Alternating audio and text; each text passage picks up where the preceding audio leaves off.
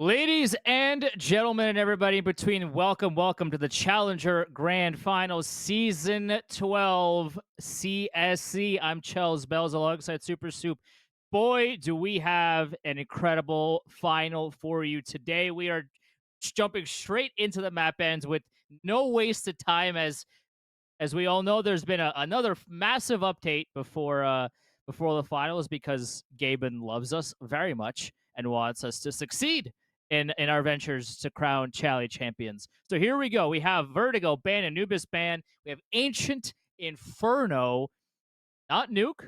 ACA has yeeted Nuke off of the planet. It is UPS Pretty Penne versus the Academics, the Masters here for the grand final. And Mirage has also been kicked out of the server by UPS. So it'll be Ancient, Inferno, and Overpass. Now, Soup, first of all, welcome to the show. Appreciate you coming on. And hey, we got two based maps. Inferno, not very base, but you know what? It's new and improved. So here we go.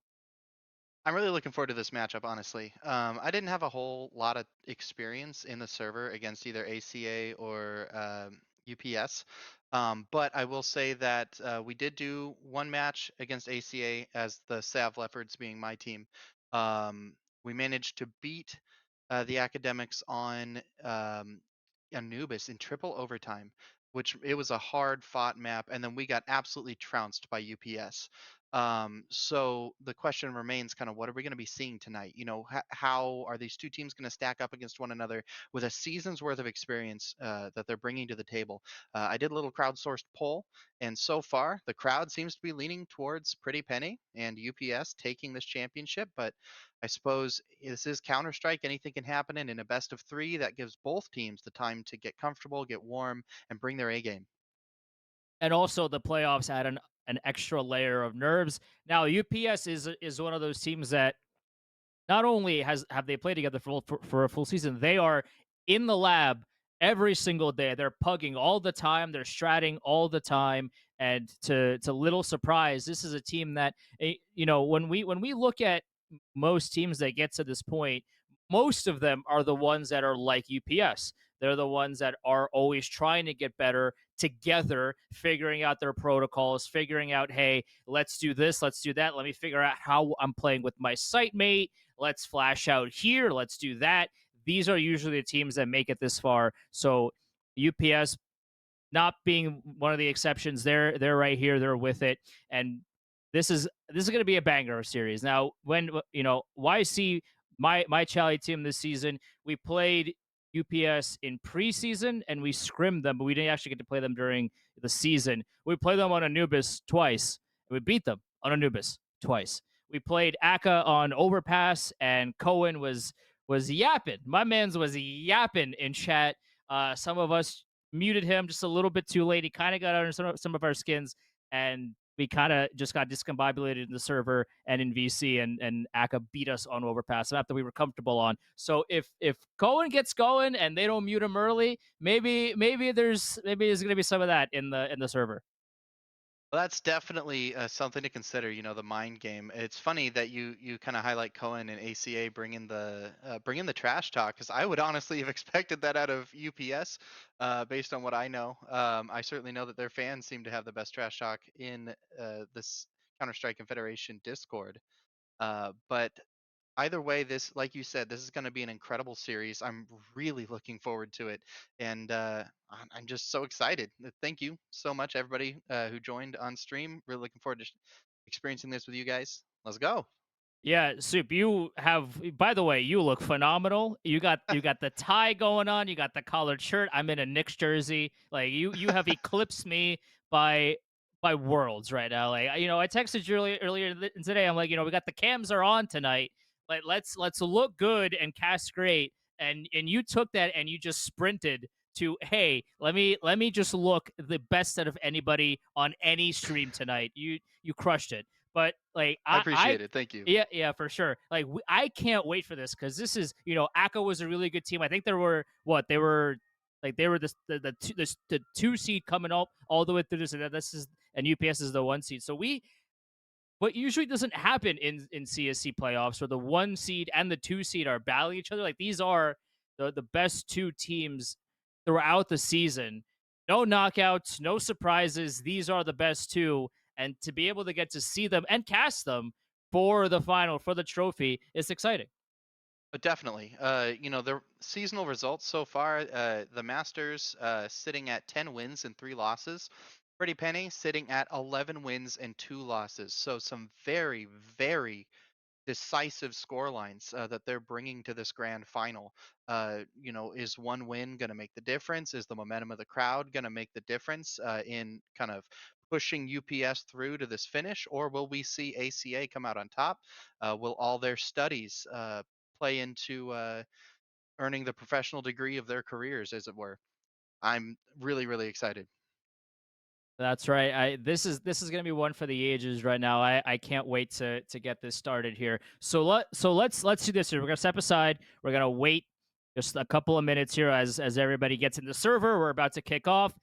Chally, this is the season 12 CSC Chally finals, UPS and academics. I can't wait for this. Soup can't wait for this. We cannot. We're so excited to watch this battle here. We'll be right back in just a second. Let's go. Dulcet figures swimming in the dusk before darkness sets. I hold your silhouette, relive an age when time would live in us. Lying here with half of me erased, trying to figure out how you would live if you were in my place. I cannot dream in color anymore. I think I know why you painted in all my dreams. You colored me in no sleep. I cannot dream in color even when I sleep by your side. You colored parts of my mind. I searched. All right, and we are ready to rock here in this pistol round. The academics start off on T side, and UPS has a chance to defend their honor and the ancient bomb sites as well here in the first round. And off we go. Quick little B rush out of the academics. Kigo with the dualies in Donut. That's not going to do him much good though. But Cure with one, he gets two. Okay, the Pretty Penne off to a really good start. Cryptic gets one to trade. Can he get more? He needs to swing for contact. Does get one more, but traded out by Cloud Zeno, who picks up the last two kills. And Pretty Penne UPS off to a quick start. That's a great opening from Pretty Penny. I mean, the pistol rounds have so much more weight in CS2, in MR12. That's exactly what they're going to want to see. The confidence now beginning to build on their team. And then, of course, it's up to the Masters to try to turn that into a win here in round two. They're going for a full eco, though. That's the wise choice. Save for that third round. All five pistols here for the Masters. They have bought nothing, no flash, no smoke, nothing. They're just sitting here and wait as they wait to maybe UPS wants to get a little bit aggro here. They're just patiently waiting to see if anybody wants to give them a free gun, perhaps. Maybe make things a little bit more interesting. Uh, we seem to have no in-game audio. Oh, I believe we do now. Thank you so much to our observer Firehawk today for being here with us and There we letting go. us cast these grand finals. Game A was little bit Uh, of being setup stinky. here. A little bit of probing on that A bomb site, but they're going to back off on that molly. Uh, Pistol round, sure. They're going to want to, whatever they're going to do, they should probably try to find that weak point in the armor soon. It looks like we've got a stack towards the middle, though, and it may be a donut hit. Here with the boosted shotgun, you spots out one. What's interesting is that the Masters aren't just throwing this round away, right? A lot of teams would normally, hey, we're buying nothing. I mean, one player's a P250, but normally teams would kind of just run out of sight and see, hey, maybe we can surprise. But the Masters waited. There's 25 seconds on the clock. Zveev with the swing and Spidey with the gun says, I don't know where you think you're going, bud, but this ends here, and Cure will end Cryptic's life and that will be the quick 2-0 start for UPS. I think that says a lot about ACA or the Masters in this series. They're going to be very analytical in how they approach each and every round. Nothing's for granted. They're not throwing anything away. And so the question is, are they going to turn this first rifle run into a win? And will we continue to see that sort of a slow, deliberate play out of them moving forward? The bonus round here from UPS, an MP9, some FAMASs, a couple of, I want a shotgun, an MP5, whatever you want. They have it, but Cloud Zeno gets the better of Zbeev in the mid fight early on. Rax and Kigo are staring at each other. Both have no idea, although Rax did hear the reload. The smoke is going to dissipate here. Who will win this fight? It's Kigo. He's ready for it. Oh, Rax had it, but Kigo doesn't even get one tick of damage off of his body. He collects the AK and lives fight another day. Cohen tries to take the exact same fight, but there's no one there to give it to him in a 4v3 man advantage now for UPS. We're seeing Masters. a lot of brawling over mid there, and that mid control, whether that's CT aggression to try to secure lower mid or T aggression to try to hold mid and prevent flanks from coming in, is going to be key. Masters trying to maybe get some rotates over to the B bomb site. There are two still there on B, waiting to see if that little bit of util means, hey, we're coming over, or hey, maybe we're just creeping up through A main here. There's one in Donut and one is back CT, but there's nobody here. They essentially have the bomb site if they know they're util. Doesn't look okay. There's one smoke right now coming out, and that is CT. That's Donut smoke. So CT is wide open. Spidey on site. There's 10 seconds on the clock. He gets the belabored spray. Cohen at 1 HP. Spidey does fall, but with 4 seconds to go, there's no time for the bomb. That's it. That's the round. They waited just a little bit too long, and UPS read them well, and they're off to a 3-0 start. That XM is brutal. You almost wonder, or it seems like in some games, there's almost a gentleman's agreement not to buy the XM. It's great for the cash reward. It's relatively cheap compared to the amount of firepower you pack, and there's some nasty headshots even at range that shotgun's capable of. Masters once again forced to eco. There's some Tech 9, some Deagles. They are just fast sprinting up B. Cohen tries to get Cloud Zeno up, but Cloud Zeno says no way. Does find 2 before going down to the Deagle of Cryptic. The bomb is going down. Now it's a little bit of a sticky situation, but now the retake is on for the CTs. Kigo waits for his buddy Pancakes as both of them try to retake jump up here. Cryptic stuck on the bomb site, has nowhere to go. He knows he can't swing out, or he can! He does find Cure. Kigo, though, takes him down. Speed, last player alive. 1v3, can't get the Deagle kills. And that was a little bit more hairier than UPS wanted, but they are out and running to a 4-0 start. That was just some great patience, I think, from Pretty Penny in that round for the 2 players be long and kind of short there to wait for the rotation to come in from mid before they even attempted a retake or really peeked out.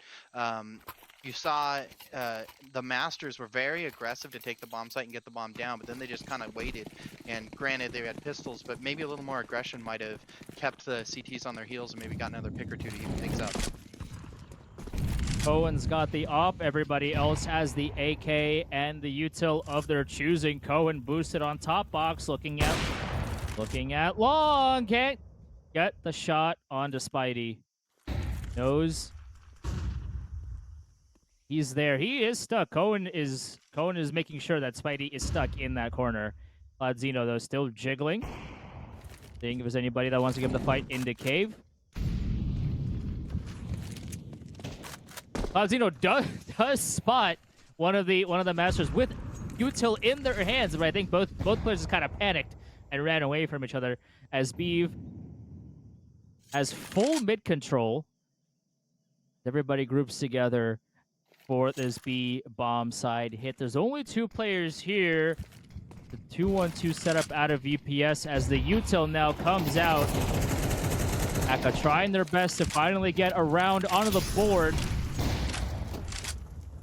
Masters are getting the bomb planted, and now it is a 5v4 retake here for UPS. They do have the man advantage. Spidey at 5 HP. Cohen has the read on Kigo, but does he have the read on Pancakes? This was the same play that they just had last round, and Pancakes not only gets one, he gets two. The rest of UPS clean it up, and Pretty Penne has 5 in a row.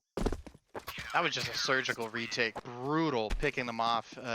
Not really giving them a chance to respond. I just want to take a minute to highlight Kier opping here. Early in the round, he actually pushed A main with a teammate and got a kill onto the terrorist kind of fanning out in a default spread. And then he immediately rotated all the way back to Red Room. That's exactly what you want to see out of an opper on Ancient. It's just kind of floating from site to site, not ever letting the terrorist know where he's going to show up next and getting those key picks. We again highlight here how important it is that UPS has been essentially grinding every day. You just saw Cloud Xeno throw a spawn elbow smoke. Do you know any of those? Oh man, those no, yeah, right out of spawn smokes. I know they're a big deal, but yeah, that's I have not had the time to learn those. Well, I'll tell you what, Z doesn't need to because he just shot Cloud in the side of the head. But Spidey, though, does get the trade. Cohen finds his opening here, and the A bomb site is very open for business until Kigo gets the better of Cryptic on that elbow flank. A 3v3 retake now incoming. The Masters do have the bomb site. They will get the bomb planted. That hasn't been a problem for them so far. It's been being able to actually hold on and deliver their first round. That hasn't happened for them so far up to this point. 3v3 retake now coming in. 2 from Donut and 1 coming from CT. Pancakes very slow, very methodical on the retake here. Spidey also from CT swinging, gets Rax, and Pancakes take out Subliminal. Spidey with the 2K. Oh, baby, the 3v3 retake from UPS is absolutely surgical. Masters still without a round on the board. Pretty Penny's retakes are out of control. I mean, what do you do in that situation? They're patient. They wait for their opening. They wait for the util to fade. They wait for T's to have other nades in their hands, and then they swing together. That's just brutal. If I was the Masters right now, I'd be taking a timeout and taking a second to walk that one off and talk it over with my team and see what we can do different. Masters are on full buy. Cohen, though, can't buy his off. It's all 5 AKs across the board for ACA. The problem for them is that most of the CTs also have AKs. There's 2 AKs, 2 M4s, and an op for UPS. We see Kigo having look at mid. There's a minute 30 on the clock, and Kigo has full mid control. The T's don't really have much of anything right now. But Cloud does go down, so does Beeve. It's now a 4v4. Hasn't hurt UPS in the past, these kinds of plays. Bomb is towards B. Now it's looking like it'll end up being another B hit.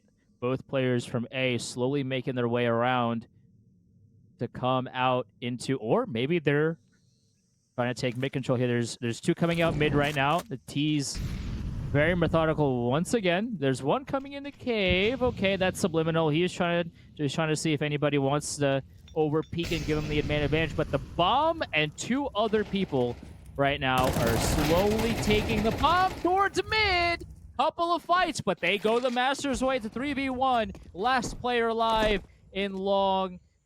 He knows. Cure is very well aware. He's got the AWP in his hands. It is possible. There's plenty of time. Cryptic gets the bomb down, and this is finally looking like the Masters get their first on the board, but I don't want to speak too soon here. 2v1. Cryptic and Rax against Cure. Cure with those shots. He knows where 1 is, but they both know where Cure is coming from. Will he save or will he go? Oh. Cryptic gets shot in the back. Oh, baby. It's a 1v1. Cure has the AWP in his hands. Rax, all he has to do is just hide. The bomb hasn't even been tapped yet. Cure making sure not to shoot onto the jiggles. Rax takes him down to get the first on the board, but oh boy, was it close. little bit of BM shooting the body, but that's exactly what you want to see, that kind of fire out of the Masters. They've lost 6 rounds, and now the fight's on. Like you identified early on, Kigu just had that uncontested mid control, but I think that the Masters read well when the rotations were going to come out, and that's when they took mid and ended up plowing through Donut right into the A-bomb site. That was just a great read and a great round from the Masters. Let's see if they can do it again. You're leading the server right now with 10 kills with that op. He is doing so much damage for them. We see another force fight here. We got a Galil, we got a Mac-10, a couple of AKs. The Masters are throwing everything they possibly can into this round. They did win the last one, so it's only right. But right now, everybody is towards the B-bomb site. There is nothing going on in mid or at A. There's a minute 20 on the clock, and the Masters essentially just have no map control. They're just waiting to see if UPS wants to swing into them. The problem is that UPS hasn't been doing that at all. So it's up to the Masters to create space for themselves. They haven't really been doing that so far, but they do get the bomb planted. 4v4 Cloud. Okay, he's ready for it. But Cryptic is ready for him to be ready for it. How about that for a spin zone? A 3v4 retake incoming for UPS. Is this the Masters' turn to finally get a couple in a row? But Pancakes does get Cryptic through the smoke. Now 3v3 retake. Now this is a lot more manageable. A lot of damage going either which way. Subliminal down to 6 HP. Rax does find Cure. Man advantage back to the Academics. Nobody's moving. Nobody's giving an inch of space to anybody else. The CTs have to crawl up. They have to take some control here. Rax finds Pancakes. Subliminal takes out Spidey, and that is the Masters finally winning back-to-back rounds. The Masters going to be taking a big sigh of relief after that one. They're finally getting some momentum. They're finally getting some confidence. I saw a lot of fire exchange through smoke. See a couple of kills, one of which you highlighted.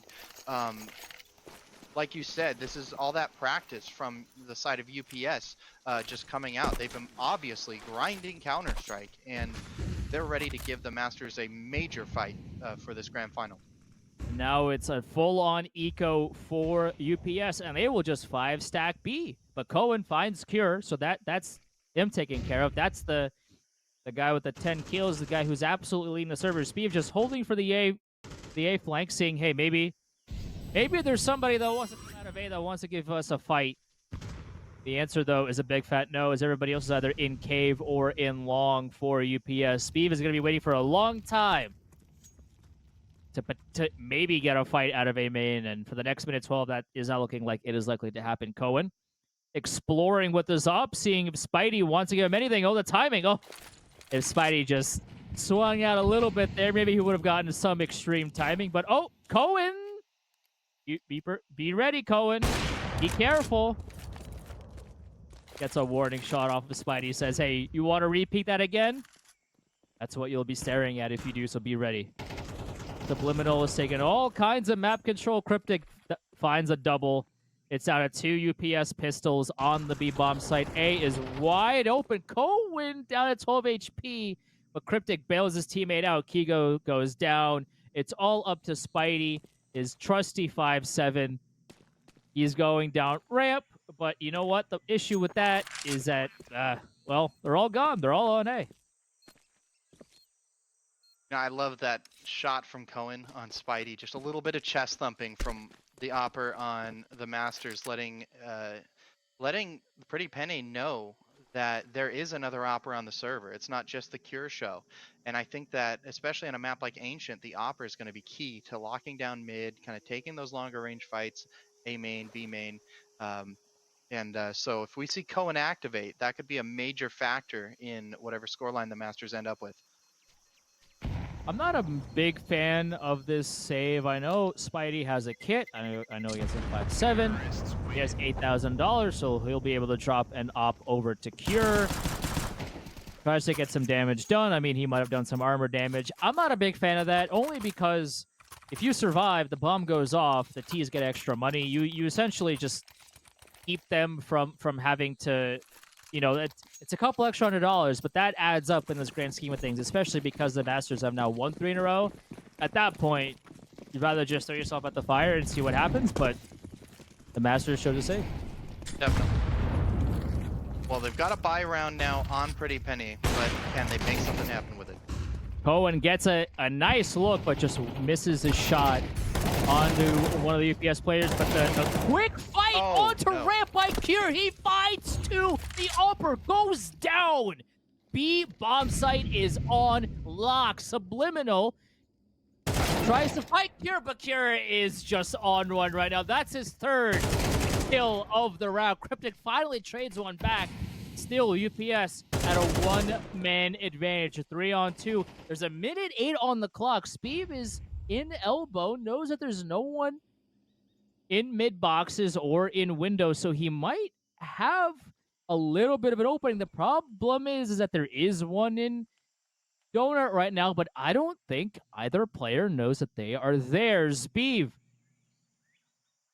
makes his way into red. There's a possibility that this was called out, but the problem is that no one is long, no one is short, and no one is A main. 35 seconds. It doesn't look like they have any idea that Zbeev is there.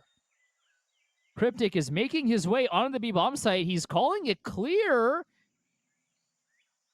What a timing this is. Both CT players pushed into cave as the sandwich came in from CT and ramp. But does ACA expect this? It looks like they do. The smoke comes out from ramp, and that will delay, or doesn't. Cure doesn't care about your smoke. That's an ace for Cure, and that is 7 for UPS. Wow, Cure making an incredible statement. He doesn't need an op to land powerful shots. That started with that 2K on ramp. He rotated right back into cave to pick off a third. Cure is just firing on all cylinders in this match. And it's going to come down to the Masters to take a moment to breathe, to let that round roll by, and to figure out a way to shut that man down. Because now he's got an op in his hands again, and he's going to be feeling very fired up after that. Cure is 15-7, leading the server by 4 kills. Cryptic, the only other player with double-digit frags at 11. Subliminal, though, does take some mid damage, and so does Rax a little bit, but doesn't matter, though, because Beeve will open up the man advantage for the Masters. Finally, an opening frag out of ACA. Kigo also gets spotted, but he will smoke himself out as he looks to go get cover. Or will he? They know he's stuck. That's a really smart nade, a really smart molly, I should say, out of Cryptic. Lock him into donut. They know he's there. 44 HP. Haven't been able to fire at him to death just yet as he finally makes his way to the other side of donut. Tries to get away. They spot him leaving. Do they? He doubles back as the rest of the Masters creep up from A and through mid. Kigo on this donut angle. A flash in! A nice flash! It finds a better of him, but Cloud takes one down. Cure with the off on A. Oh, what a shot! Oh, what a flick from Cure! From a 3v4 now to a 3v2. Where are the last 2 players? Oh, Cure's got it! Check him, PC! Oh, what a shot! That's 3 more! Speed, though, finally gets the trade, but it's a 1v2. 25 seconds. You have to plant the bomb. Where are you gonna get these kills from? 20 seconds. Can he do it? He knows where one is. Wait, gets one, but not the other. Cloud with the trade. Oh, what a round! But Cure, 18-8, dominating. We're gonna need to fly Cure out to CSC headquarters so we can watch him play. I think, you know, he may or may not be on the gear, folks, but just incredible performance out of that opper. 3 kills to hold the site. You saw him pivoting around the box, super aware of where they might be peeking him from next and watching his flanks. That was just an incredible clinical display. 4 spies coming out now for ACA. There is an op, 2 AKs, but 2 Mac 10s as well. Full of warning shots from said Mac 10. Subliminal finds the opening on Kigo, being a little bit over aggressive here in mid. Cohen through the smoke, also taking out Cloud. Spidey can't get the spray, and it is a clean round for Academics as Pancakes also goes down. It's up to Cure. It's never safe here with Cure in the 1v5. I mean, if he gets this round, check him, PC. He is down to 47 HP. The rest of the academics knows exactly where he is. And the Masters do bounce back after that round. They get their 4th on the board, but it is an uphill battle from here as UPS take 8 on their CT side to switch over for an 8-4 lead. 8-4 might be the new Zonix law going into a half 2 on any given map. It's not the end of the world. This is winnable. This is going to take, I think, the Masters winning this pistol round. But as long as Cure is still alive, and you saw that in that last round, they will pour every resource they have into just shutting him down.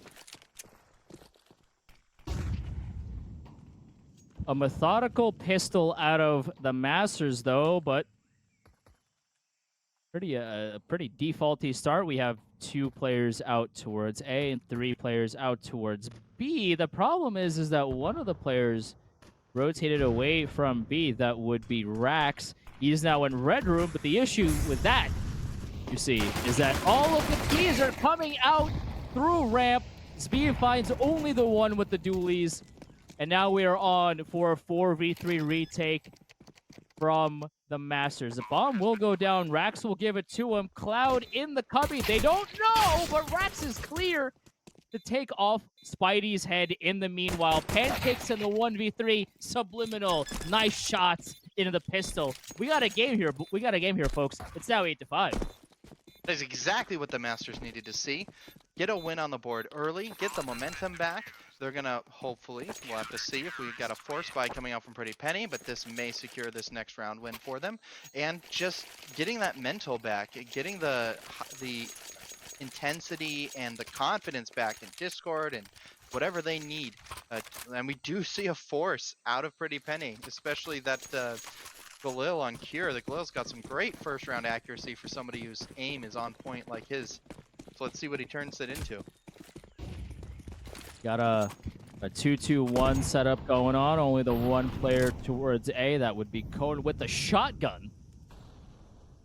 He might have the right idea here as there's 3 players just waiting outside A main, seeing if that shotgun wants any taste of what the 3 guns have to offer. Cloud looking around. I mean, Cohen is there, but the problem is Will... Oh no. Oh no, there's a timing. There's a timing. Cohen gets this timing here. He doesn't find one with the shotgun. And now here comes UPS sprinting towards the A bomb site. Cryptic does take down Cloud. That's the bomb. Rex through smokes also finds Cure. Now everyone stops. 4v3 for the Masters. What will happen now? Rax tries to walk through the smoke, but Spidey, with his Spidey senses tingling, catches him off guard. 3v3. Speed has the read. The Kigo is mid. Takes his head clean off. A nice read out of him. 35 seconds. The bomb is down for everyone to see. And there is no more util for UPS. They have to do this the old-fashioned way. Pancakes pushed all the way through. Hey, main. Speed, is he ready for it? Oh, he is. Speed. What absolute brain sense. Oh, brain sense, game sense. I don't even know what I'm saying anymore, but you know what? He's got it. Brain sense, game sense, whatever I'm saying, he's got it. It's 8-6. He's got whatever he needs, it seems. Speed with a great read there middle. That could have been disastrous, Cohen, if he had dropped any kind of an upgrade, like an M4 or something there. Fortunately, he only had the shotgun. But that round really could have gone either way at any given point, and I bet the Masters just kind of wiping some sweat away after that. Full-on pistols once again for UPS. This was an 8-4 start. Now it's 8-6, and UPS is trying not to give away 7 right now, but with their kind of firepower, it's not looking likely that they'll get 9 here in this round. Ego goes down, and Cure down to his last points of health as well with that P250.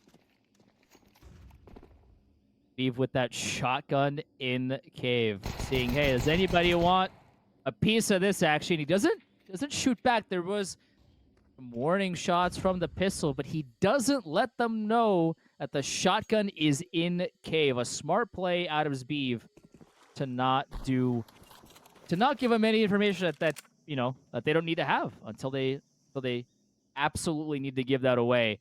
But the rest of UPS is slowly walking away and trying to regress onto the A bomb site. It is the smart play. There's only one person there. The problem is that Cryptic has this read like a children's coloring book. It is down to a 5v3. All the other T's are gathered towards a main. We are gathered here, ladies and gentlemen, and everybody else in between. By the way, thank you so much for joining us.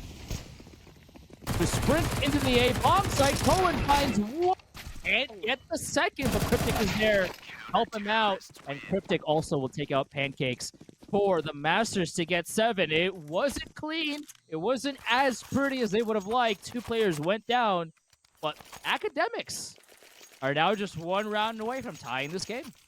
Cohen had the trigger discipline and the patience. It's just that the bullet hose spray went wild and betrayed him. Fortunately, the rest of his team was there to back him up and to lock that round down. Round number 16 going right now. Everybody has pretty much whatever they want. I mean, Steve is still on that shotgun, and he gets taken out by Cloud, who, by the way, taking in the molly, says, that's fine. I'm having a warm evening. I'm going to stand in here. I'm a little cold. You know what? I'll warm up in this fire, and I'll take your head clean off. And that's what he did. 5v4 advantage now for UPS. Cloud still outside Jag. He doesn't know that the CTs have taken full mid control, but he has a hunch. Nobody near him to provide any info. Rack spot gets a double, but Cloud will take him down before Rax gets any more funny ideas. 3v3 tie here in round number 16. Interesting also, by the way, no timeouts from either team. No timeouts I do find surprising. I think there's a couple of moments if, I was the captain of either of these teams, I would have taken a moment to regroup and reassess where we want to go next. Something that might explain that, I'll get into that. I'll get into that later. 30 seconds here to go as it looks like the T's are going to be running into the B bomb side. It is the right idea. There's 2 players in mid and A. There's only Subliminal here with the M4, a 1 and 20 bullets to his name to defend it, but nice util coming from ACA, both short and long as smoke. Cohen running through the smoke, or at least he tried to. Couldn't get enough space. Probably rightfully so. It did look like he gets stuck on the wall. Thank you, Firehawk, for letting me know, because it looked like he kind of just stopped. But that makes a whole lot more sense here. 3v3 retake now for the Academics. They're making noise. They don't care. They want to be heard. Kigo in that little cubby at ramp. Cloud has the molly for this. But it did miss. Cryptic. Oh, he had it until he didn't. Can Cohen? I don't think he has it. Does he have it? He doesn't have it. Oh, man. Cohen had it, but the molly from Cloud. Hey, kids, that is why you should learn your util. Can you imagine if Cloud didn't know that molly? Well, that's the round. ACA would have won that fair and square, but Cloud, with that molly, they planned it specifically for that spot so that Cloud can molly it afterwards, and UPS, because of that set play, won the round. Magic. That was indeed magic. One of the most incredible things, I think, being that the health of the CT went down to the last possible tick. It was calculated on both sides. The terrorist came out on top. And UPS is running through these pistols like they're paper mache tigers. 5v3 UPS man advantage now on the A bomb site. Subliminal had Cure's head in his crosshair for a fraction of a second, but Cure spins around and ends his life. And Cryptic goes down as well. Kigo with some nice shots. And UPS now back in control. It's 10-7. Before the match, I sent a message to each of the team captains and I asked 2 questions. How are you going to feel going into the match tonight, or how do you feel? And if you had to nominate any player on the opposing team for that team's MVP this season, who would you pick and why? The response from Cloud Zeno said they feel great. They're going to play their game and they know they will win, and they're ready for whatever's in the veto as well. I think we're definitely seeing that confidence in this map so far. The response as far as players on the opposing team, Cloud Zeno says, we've never played ACA once, not even in scrims or preseason, so it's really hard to say. But from word of mouth, it's probably either Subliminal, Cryptic, or Cohen. Definitely seeing Cryptic living up to the name and the expectations from Cloud Zeno, but the preparation, the confidence, just playing their game and knowing they will win, we're definitely seeing that at a pretty penny. So the Masters, if this is where it ends for them, it would be a respectable first map, 13-7. I think they've got a few more rounds left in them, and I think we may still see a fight for the bitter end. As we saw UPS taking their first time out after a win, by the way. They know how important this round is, and it looks like they got the message loud and clear. All the util coming out, all the stops. Cave is smoke, long is smoke, short is smoke, and they have the bomb site. It is a 5v4 advantage. Look at that. They went from methodical and slow to in your face and dead in the ground. Rax with the MP9 only found one. 4v2. The CTs have to save here, but Kigo won't let that happen. Cohen goes down. It's all up to Zbeev and his A4. He has to run for the hills. That's what he'll do. UPS 2 rounds away from securing map number 1. I mean, there's not much to say. That was just a dominant site take. And yeah, I think the Masters, sometimes, there's something to be said for taking that timeout if you're on the back foot. There's another thing for taking the timeout and regrouping after a win. And it looks like they didn't lose even an ounce of steam and flew right through into another round win. I was told by Spidey, by the way, earlier today, that that Cure uses a glass mouse pad. By the way, I just want to point that out for everybody involved.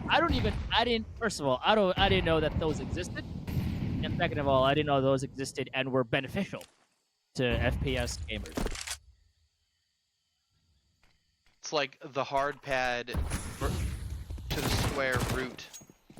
Super uber hard pad. Subliminal trying to take some B ramp control.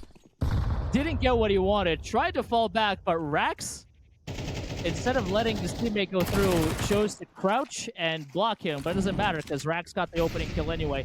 Rax staying on to take the fight more, but Cure traded him out. But the thing about that is that there's 2 more MP9 kills going the way of the Academics in a 4v2 now for them, as the bomb is looking to go into A, but Subliminal takes out one. Pancakes with the trade.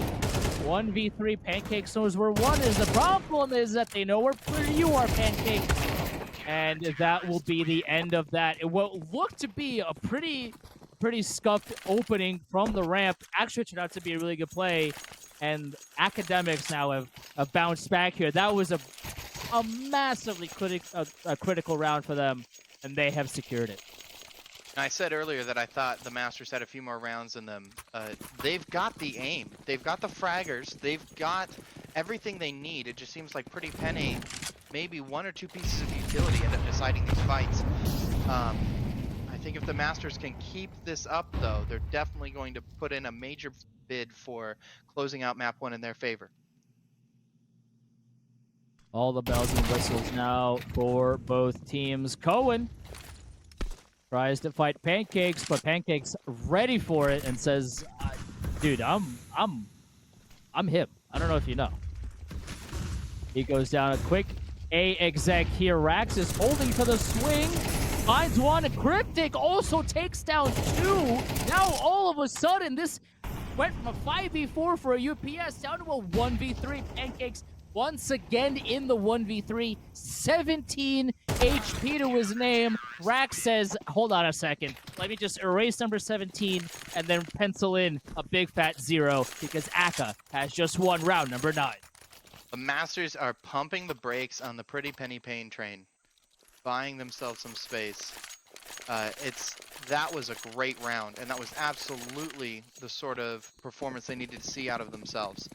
Getting some confidence back, if nothing else. 11-9, this is still anyone's map, and I think this round in particular, bit of a broken buy coming out, some hero AKs and some SMGs from Pretty Penny.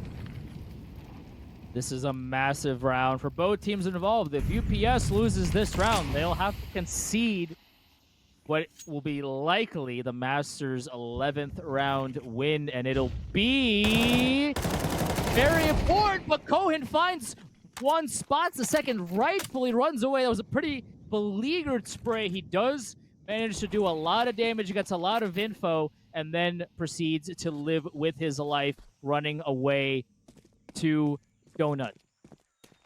But there's no more info to report as the Masters now are sprinting towards B.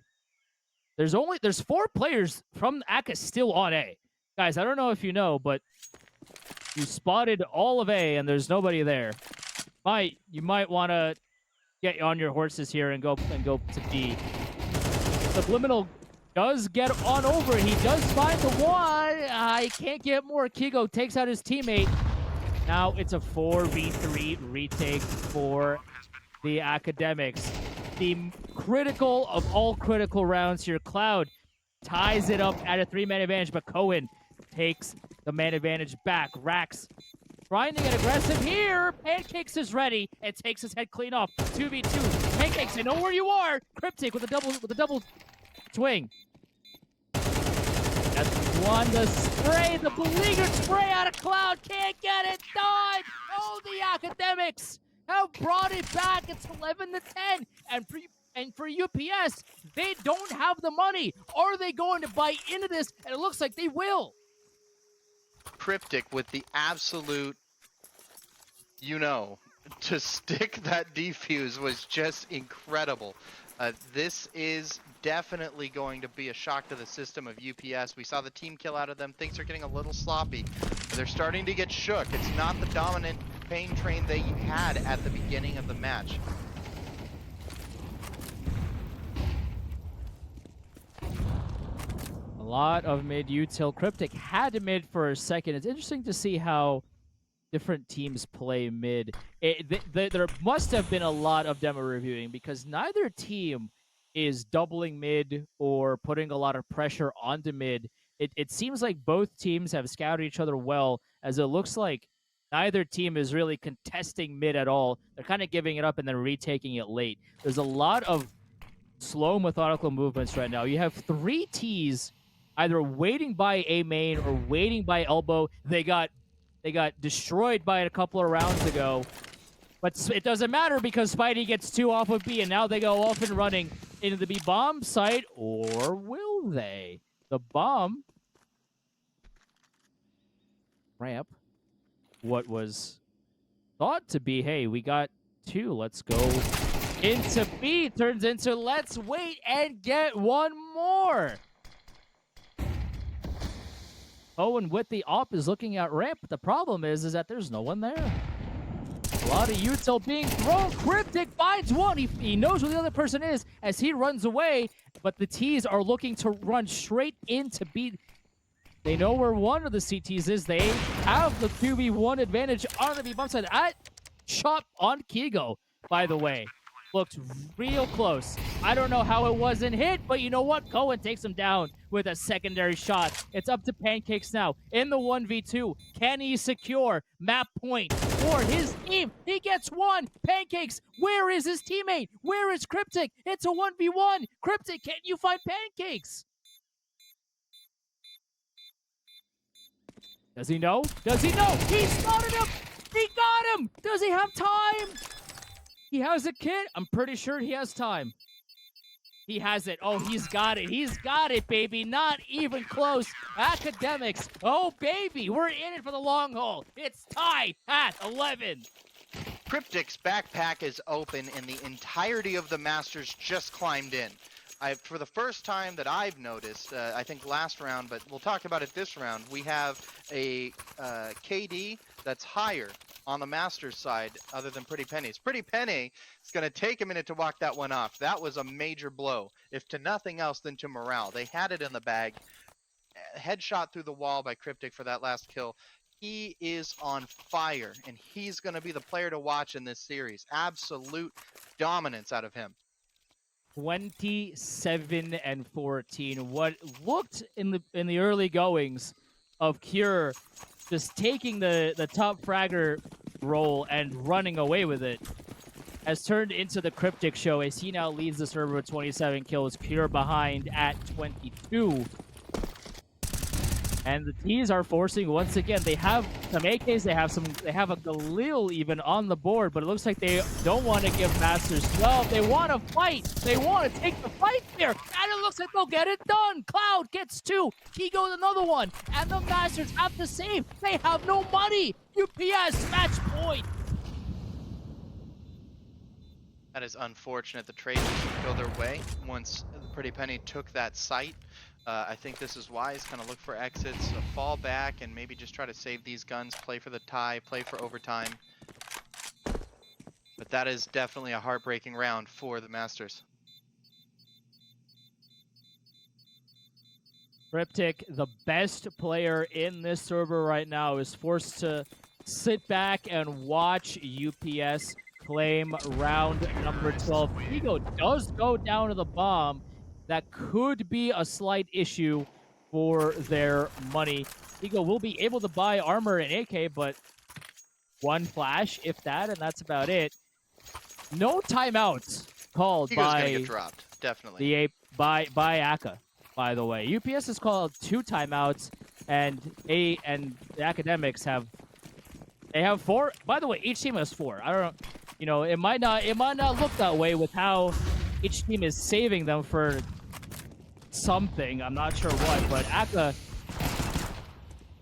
What is happening on this bomb site? Speed with 2 5-7 headshot kills, and Cohen gets another one with the op. I mean, what just happened? UPS had the game in their hands. They still might. 120 on the clock. We don't know what's going to happen, but a 5v2 out of thin air.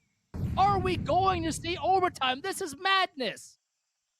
Not only overtime, but overtime off the back of 2 back-to-back 5-7 headshots at close range. That's just brutal. They had Cave in the palm of their hand. Throw a molly in, guys. Something, anything.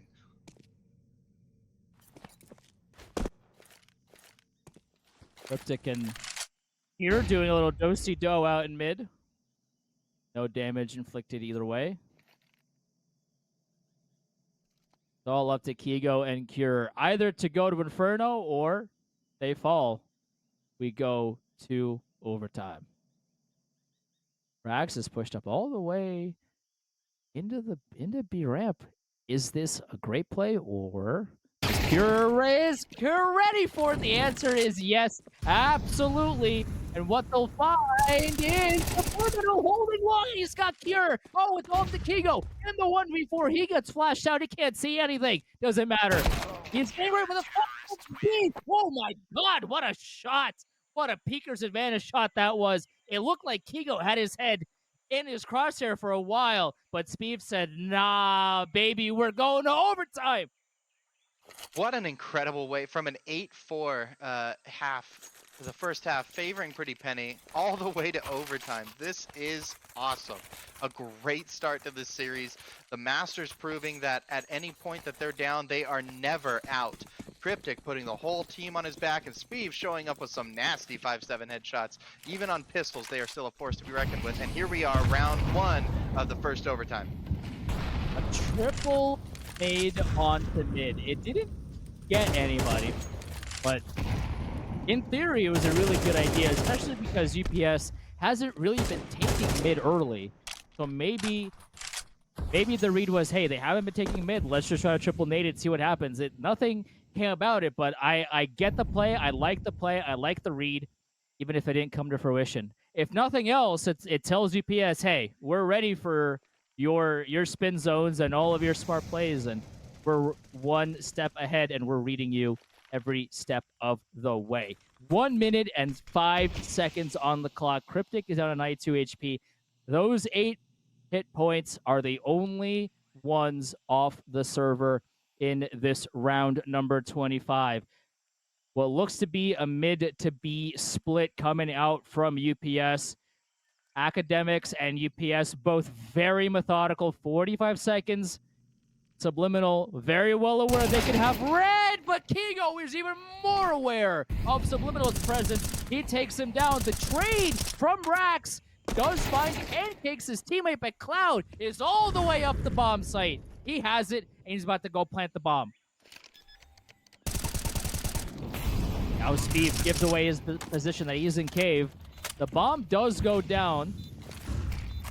3v3 retake now for Academics. The swing out of Speed. Cryptic, also his teammate right there in cave with him. And Cloud with a flash in his hand gets shut down by Cohen's op. Oh, the Masters are now in the lead. It's 13-12.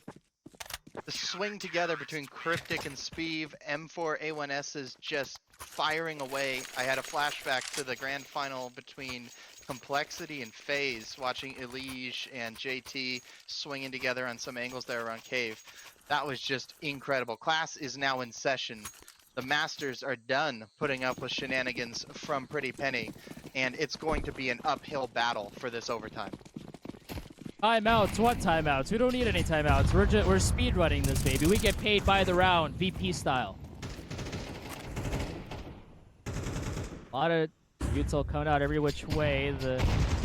What funny enough, the triple nade setup into mid from the CTs would have worked great in this round in particular. So that's a little bit of irony for you. As Cure does get spotted by that Molly. A nice play out of him. The flash back from Cure saying, yeah, I mean, you spotted me, but what if I'm swinging you? You don't know. You have no idea. I'm just flashing you out. You can't see anything.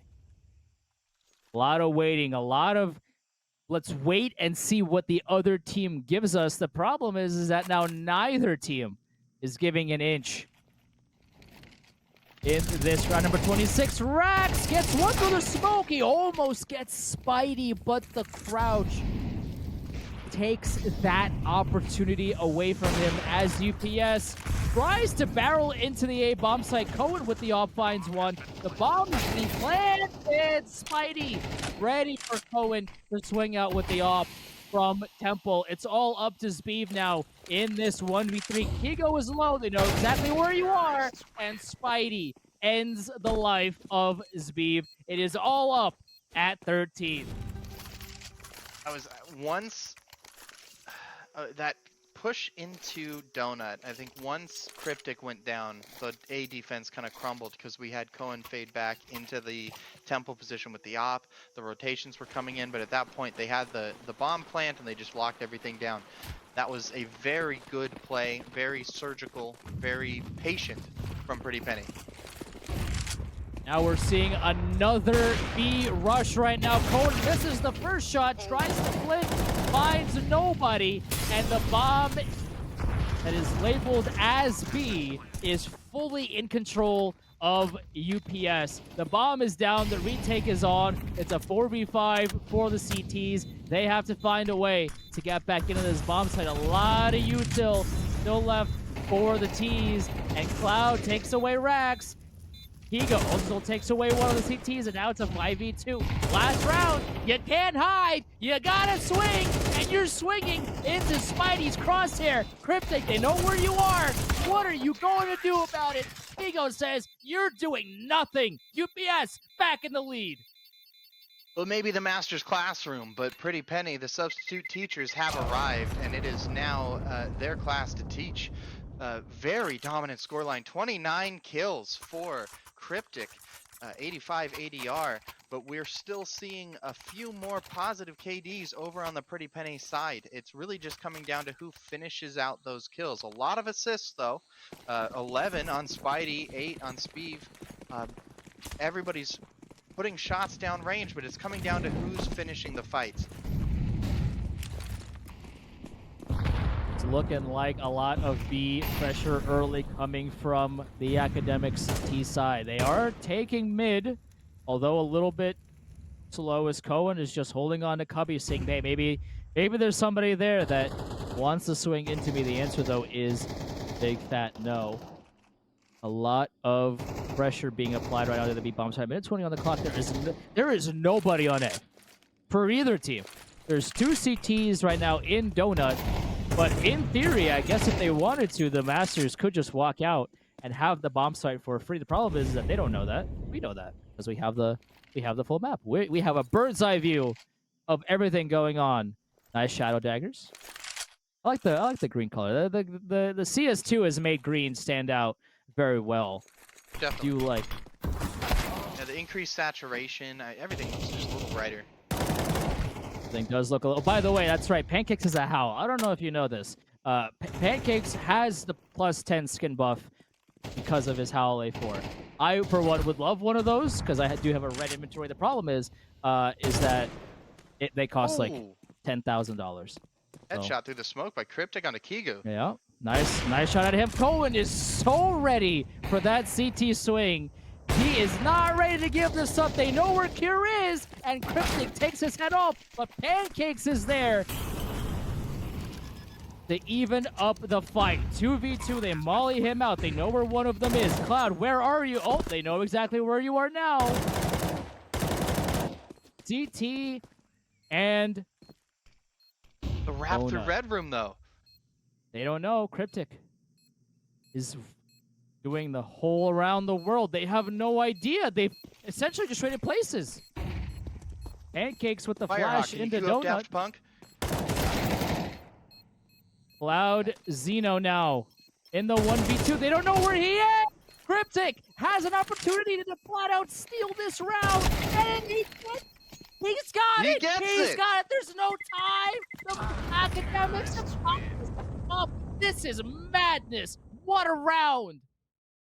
Little flank and spank there out of the Masters. That was just masterful. Securing that bomb is going to go so far in the second half of this OT. With 32 kills now in Cryptic, absolutely staggering performance. Heads up play. This is their time to shine. This is already a map for the ages, and we haven't even seen who wins this one yet. Subliminal sprinting towards A-Main. He finds Cure, but he doesn't check for Pancakes. And there's 2 more. There's 3 more.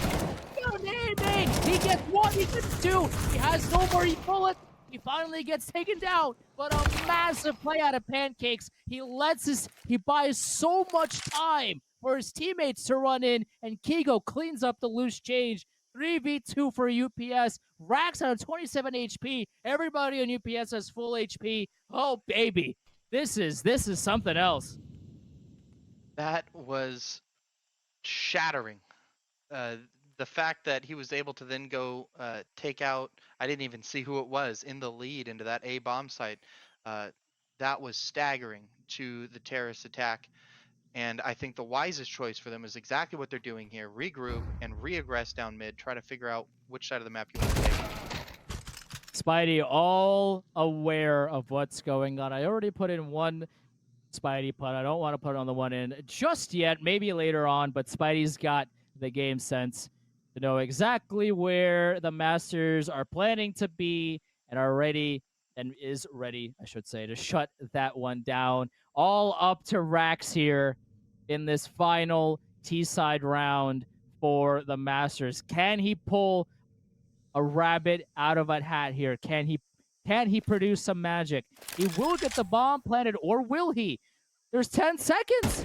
Rax, there's no time for this. There's the CTs are gonna run you down, and it looks like they will. And that's it. That's a clean round for UPS. I mean, Rax, I get the idea, but brother, there's no time. You have to go. I respect the tap, but I think he would have been well to hold the deep CT angle a little longer. They were not likely, in my mind. I can't imagine them kind of holding red the way he seemed to pivot to assume they were. That's unfortunate. Well, here we are. Match point for Pretty Penny. The Masters going to be looking to close out this last round to force a second overtime in our first map of this best of 3. What a match. Chels, are you pumped? I'm pumped. I'm already losing my voice. It's map 1.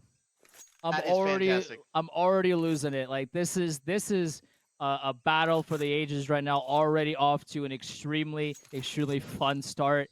Also, again, I want to point out UPS won that round.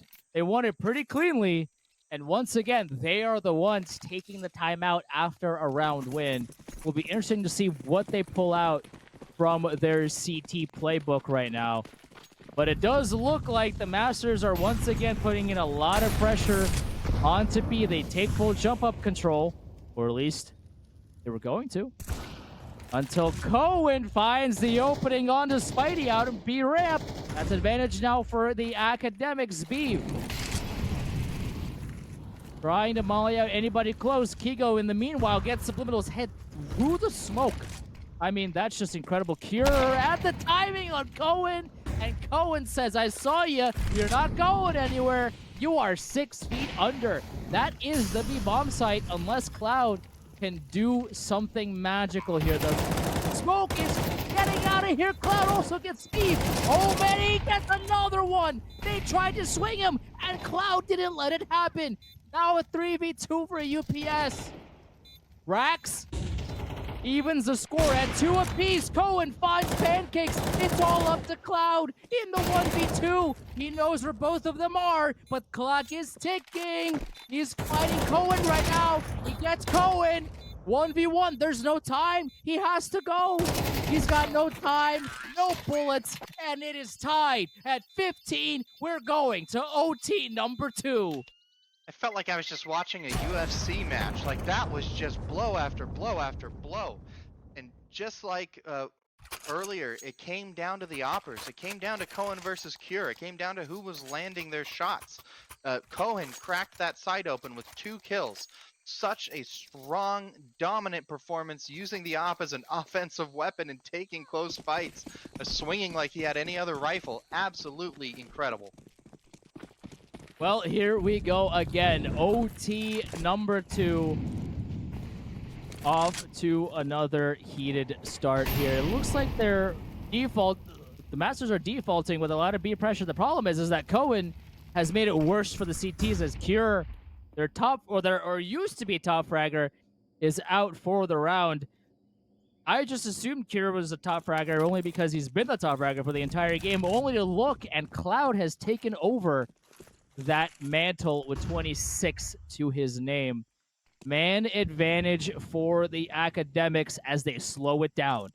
The bomb is still towards B, but Academics right now are just retaking mid, putting a lot of pressure at all the extremities, and they're doing the right thing as a lot of the CTs are starting to rotate, or at least one of them did.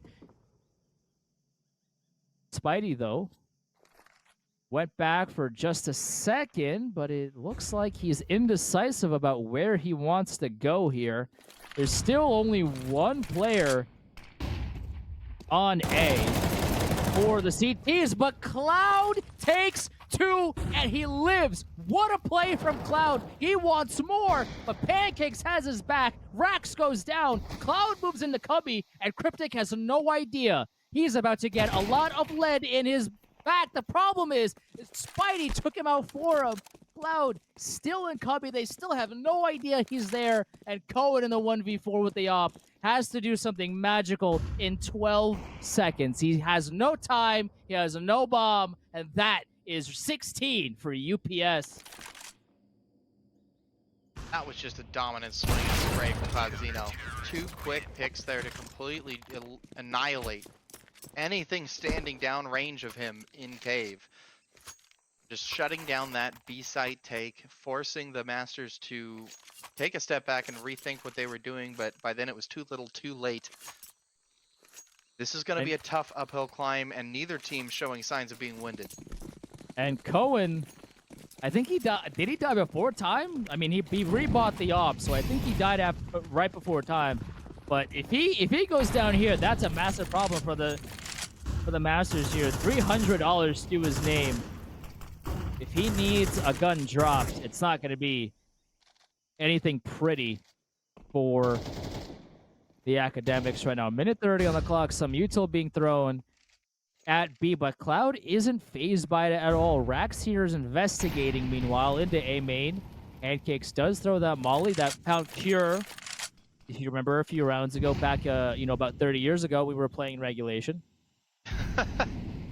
Subliminal and the rest of the Masters right now scouring mid, trying to see if anybody wants to give a little bit of an over-aggression and hand an early death in the hands of these AKs right now, but UPS being very methodical. Cryptic knows that there's one in Donut as they look to swarm, but Kigo with that smoke can't get the kill. A nice play out of Subliminal, but Cure with that off does take out Rax and his A main lurk. The problem is that the T's have complete control of the A bomb site, and the only player that can do anything about it right now is that Cure had the shot, he missed it. I mean, they know he's there. The jump by Cryptic is crazy. Cure finds a second. Now it's a 3v2 for UPS. Cure doesn't know about Cryptic. Oh, baby. A 2v2 Pancakes is coming out of Donut with Spidey the help of his secondary opera. Now they got one. They know the second one is in A main. Do they just defuse the bomb? Spidey's holding on for dear life. And he takes him down. Nice shot out of Spidey. Has his teammates back. And UPS has 17. Like I said earlier, this is coming down to the battle of the ops. Ancient, and frankly, we're not seeing the long-range fights down mid or anything that I was expecting, but still, the oppers, Cohen and Cure, they're the ones that are either securing site, or really the ones securing sites for either team. And seeing Cure with some crazy shots there and the defense there in Temple, he's the one who won that team the round. The CTs are taking all kinds of mid-control. Cloud Zeno gets 2, and Pancakes with his M4 Howl takes the life of another. A minute 30 to go, and look at that mid-pressure. It is down to a 5v2 now. UPS with a 3-man advantage. What do the Masters do from here? First up, they're going to have to regroup, and I think we see them stacking at this point. I think I can say the B site. I mean, nobody's stream sniping, right? But with just 2 people, of all the sites to hit, I would think you might want to hit A through Donut. Going toward the B site, they're going to be leaving Cave open. They're making a big gamble that no one's in Cave. Just so happens that gamble might pay off, though. Mighty throwing a smoke on a ramp. The problem is that both T's are ahead of it.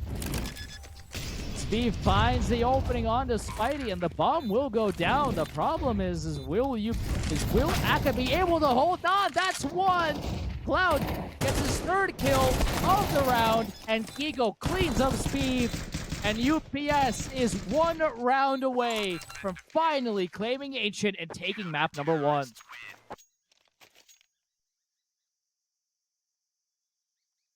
I'm at a loss for words, frankly. This has been just an absolute brutal map 1. Like, you expect to see multiple OTs come out, maybe map 3 of the series or whatnot, but this is how we're starting the night, folks. Absolutely incredible performance. I know the Masters are probably feeling a bit wounded after the series. They still are in this. They still have a chance, and regardless of the outcome, this was an absolutely incredible fight to start the night, and hopefully gives them the confidence they need in the fights to come. Still not a single timeout by ACA. Speeve has been notified of his presence by that molly, also by the spray, but, molly did come first. The spray! Well, okay, Speeve just takes out Cure. I mean, okay, you know what? I'm not even going to question it. I was going to say check in PC, but, it is a known not the only team that's been practicing. Yeah, that's right. It is a spam that is known, but you still gotta hit the sprays to get the kill, and that's an impressive spray. Cohen knows that Pancakes is A main. He saw a little bit of the shirt. So you can see spots one. He's waiting for his teammates to regroup here in this retake. It's a 5v4. Rax right now coming in from mid. He knows that Cloud is there, but Cloud is ready for it. I mean, come on. Kigo with his teammate there in Donut. The trades go the Masters' way. It's a 3v1. Spidey, the only player left. And the Masters with 13 HP. Oh, that was close. The Molly from Spidey almost took away Subliminal's ability to defuse the bomb, but he had just enough HP to make it happen. Academics holding on for dear life. Well, and the Academics, I mean, they had to answer back for some of the vac moments earlier in the match, right? I mean, at some point, Flush is going to have to put little bro back on the computer. Another critical round here for both teams. UPS doesn't want to go to another potential tie-breaking situation. They do their best. They're going for another B rush. Subliminal has no idea, but his teammate is there to help him. Oh, Kigo had the sight, but Speed just saved the Academics from losing map number 1. That could have been it. I Now love the UPS Academics watching each other's backs like that. Incredible work. UPS now has to regroup. Cure throwing some mid-util for himself to get out of harm's way. Cryptic spots him out. Cure was just in the middle of nowhere, did not have a smoke, couldn't really get out of there. And the Masters have a 2-man advantage. Cohen is spotting Donut, now has an inkling that there could be coming from A main. His inkling is right, but how long does he wait? He's the only one here. If UPS can take down Cohen here coming out of A main, this is a round. He's the only one here. He has one teammate in mid and 2 teammates on B. They might as well be on Mars. They're so far away. They're going to take a long time to get out into the A bomb site, but the help coming in from Cohen's off. The flash is good, but it doesn't matter. Cohen gets one and almost gets the second off of a nice flick. Cryptic is there to help his teammate out. The Masters now 1 round away from forcing and 3rd overtime. Cohen putting that op to work and fighting hard to keep his team in this, lurching towards a 3rd overtime. Chat, if you're excited for a 3rd overtime, throw up some emotes or something. This is insane. A 2-2 split here, now turning into a 3v2 split by UPS. A little bit of pressure from double doors and a little bit of pressure at A main, and the extremities at mid. Very methodical so far in this round number 36. And spray is going every which way into Jag. Nothing yet so far.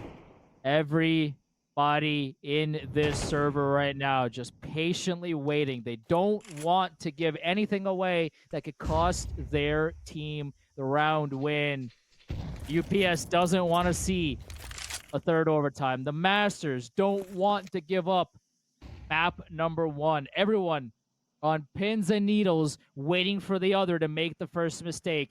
UPS now regrouping towards B. Cure waiting for the speeps, for the speed swing, and he gets rewarded for it as the rest of the UPS now barrels towards the B bomb site. They know it's open. But there's a team kill. Kigo takes out Cloudino. Oh, that's the bomb. There's 30 seconds. Rax What is has it. happening?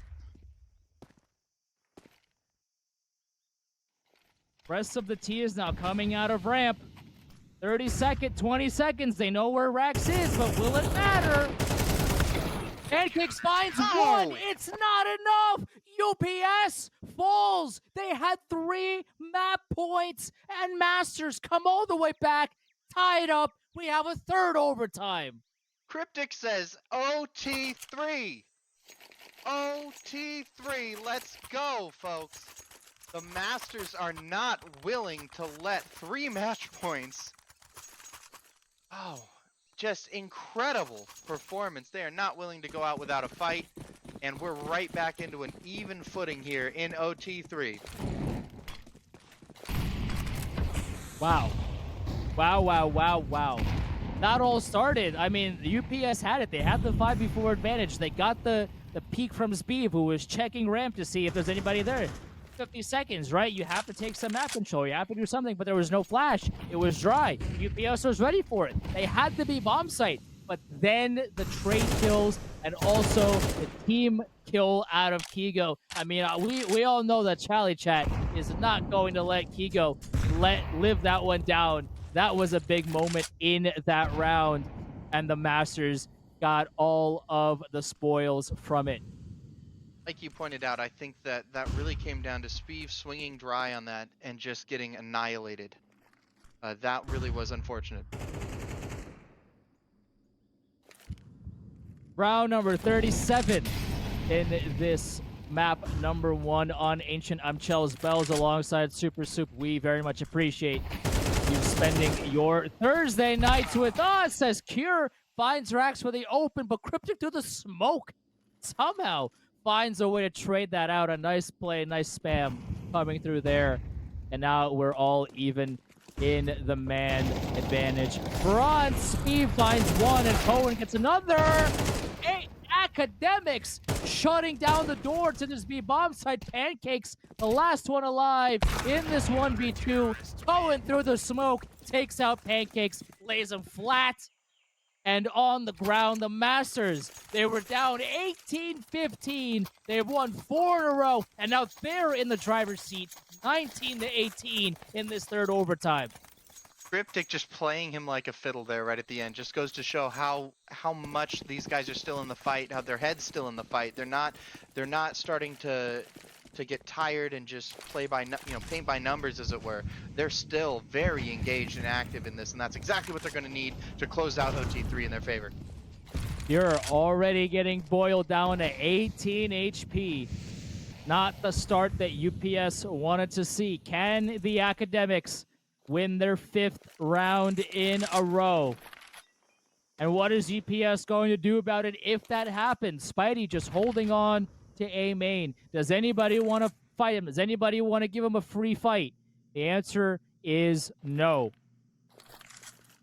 A lot of UPS players coming through A main. It's going to be a full-on AT. Cohen with the molly in his hands tries to throw. He does, and he manages to take care out. Cryptic with the help, and Cohen with the off. Oh, go crazy. Get yourself one more. He almost had it, but it doesn't matter. Cryptic has his back.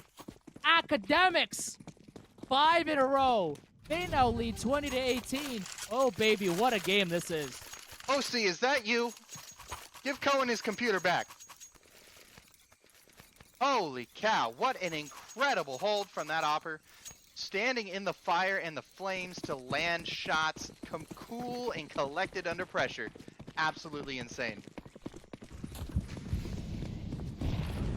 Minute 45 here to play with in this round number 39.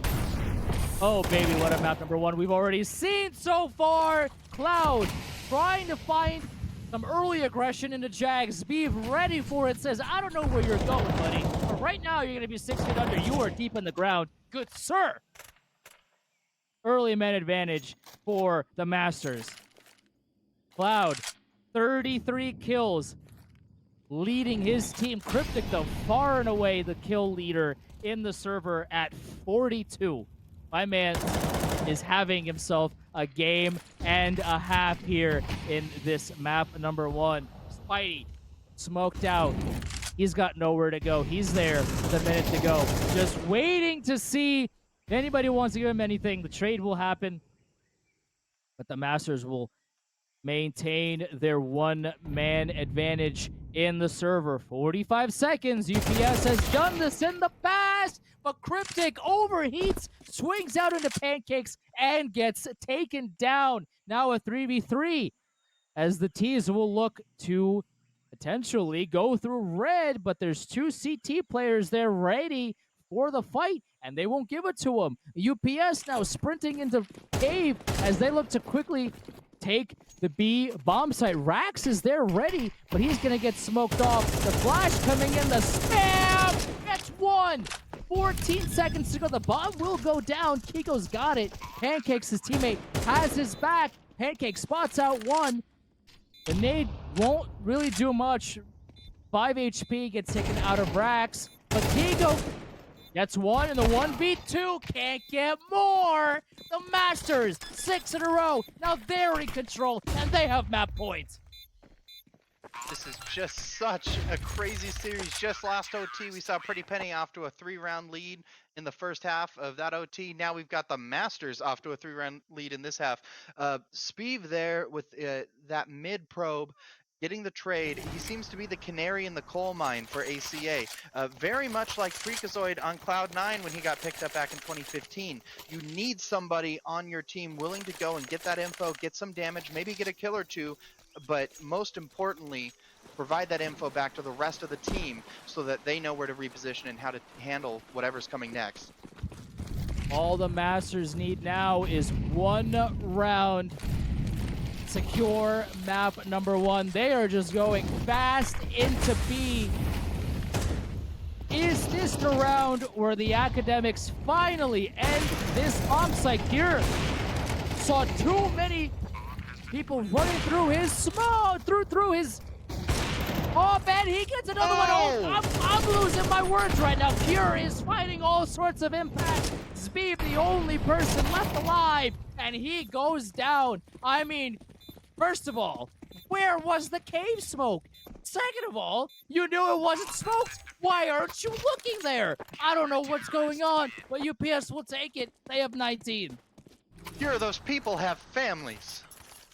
Oh my goodness. What an incredible performance by that both oppers. It's coming down to the oppers, even in close range combat. Incredible performances. Masters on map point again, but Pretty Penny, they're not going to go quietly. It looks like another B play from the Masters. It also looks like on the other end of the bomb site that UPS is getting a little frisky. They're pushing A main. They're clearing out the A bomb site. They know it's not there. The Masters are once again grouped towards B. They have all the information they could possibly want. There's one player in Donut says, there's nobody in mid. There's nobody in A. Where could they possibly be? That's right, they're going to B. Or are they? The bomb and a lot of the players on the Masters are making a lot of noise at B. They're not going B. Look at Rax and look at Speeve. They're making their way back to mid. They're retaking the space. Cryptic just making a bunch of noise in Jag, keeping the 2 T side players there, but Cure finds the opening into Subliminal out in red. The early peek, but Speeve clears it. Pancakes goes down. What a clear by Speeve. It's all up to Kiko. Can he deliver the defense for the ages? He finds one and falls back into the smoke to live to fight another day. Cure will take out Speeve trying to cross from A main into the bomb site. Cryptic spots another. Also takes Cure's head clean out, but Kigo lives and gets even more impact. 1v3. Kigo hears all of this and will shoot the back of his head. Well, or Cloud will do it. By the way, UPS now has 2 in a row, and now they are 1 round away from pushing this to an OT4. Can the Masters call a timeout if this happens? I need water. I'm losing my voice already. We're in map 1. I think I started holding my breath. The casters need water. I started holding my breath on that A main take, and I didn't breathe until the end of the round. Oh my gosh, let's go. OT3, Pretty Penny wants an OT4. Chat, do you want to see it? OT4. A lot of more B pressure early on from the Masters. The flash for Spidey. Oh, the timing. Okay, wait. Cohen does find him. That would have been one of the worst ways for the Masters to potentially lose their map point. But Cryptic does find the opening onto Pancakes. And a 5v4 advantage now for the Academics, but no one is moving off of that. Cohen taking a couple of pop shots. All he's doing is saying, hey, I'm here. You better not swing me here because I am here and I will shut you down. Cloud finds one. He knows that there's a second, but he only gets the one. He goes down. Cure with the op is on the site. Can he do anything? He gets one. Can he find more? Speeve already on the flank. He can win this round outright. Does he get the... He doesn't get it! Oh my god, Spidey! The Spidey senses are tingling! Pure takes out Cryptic. Oh baby, we're going to OT4. Unless Subliminal gets anything done, the answer is no. We're going to an OT4. Oh my, that flank. I realized I wasn't breathing again. We've got 3 players with more than 30 kills on Pretty Penny. Cloudzino, Cure, Pancakes. We've got Kigo knocking at the door. We've got 44 on Cryptic.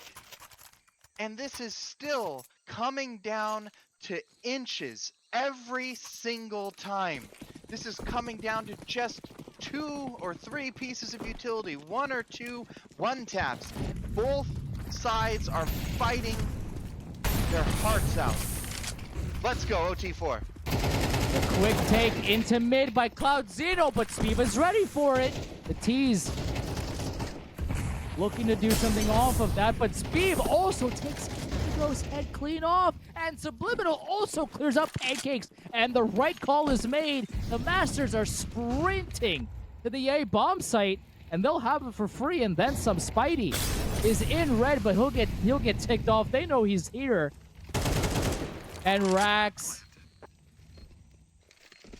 delivers Cure the blow to end the round. Spidey, the last player alive, does find Cryptic, but Spidey got dinked.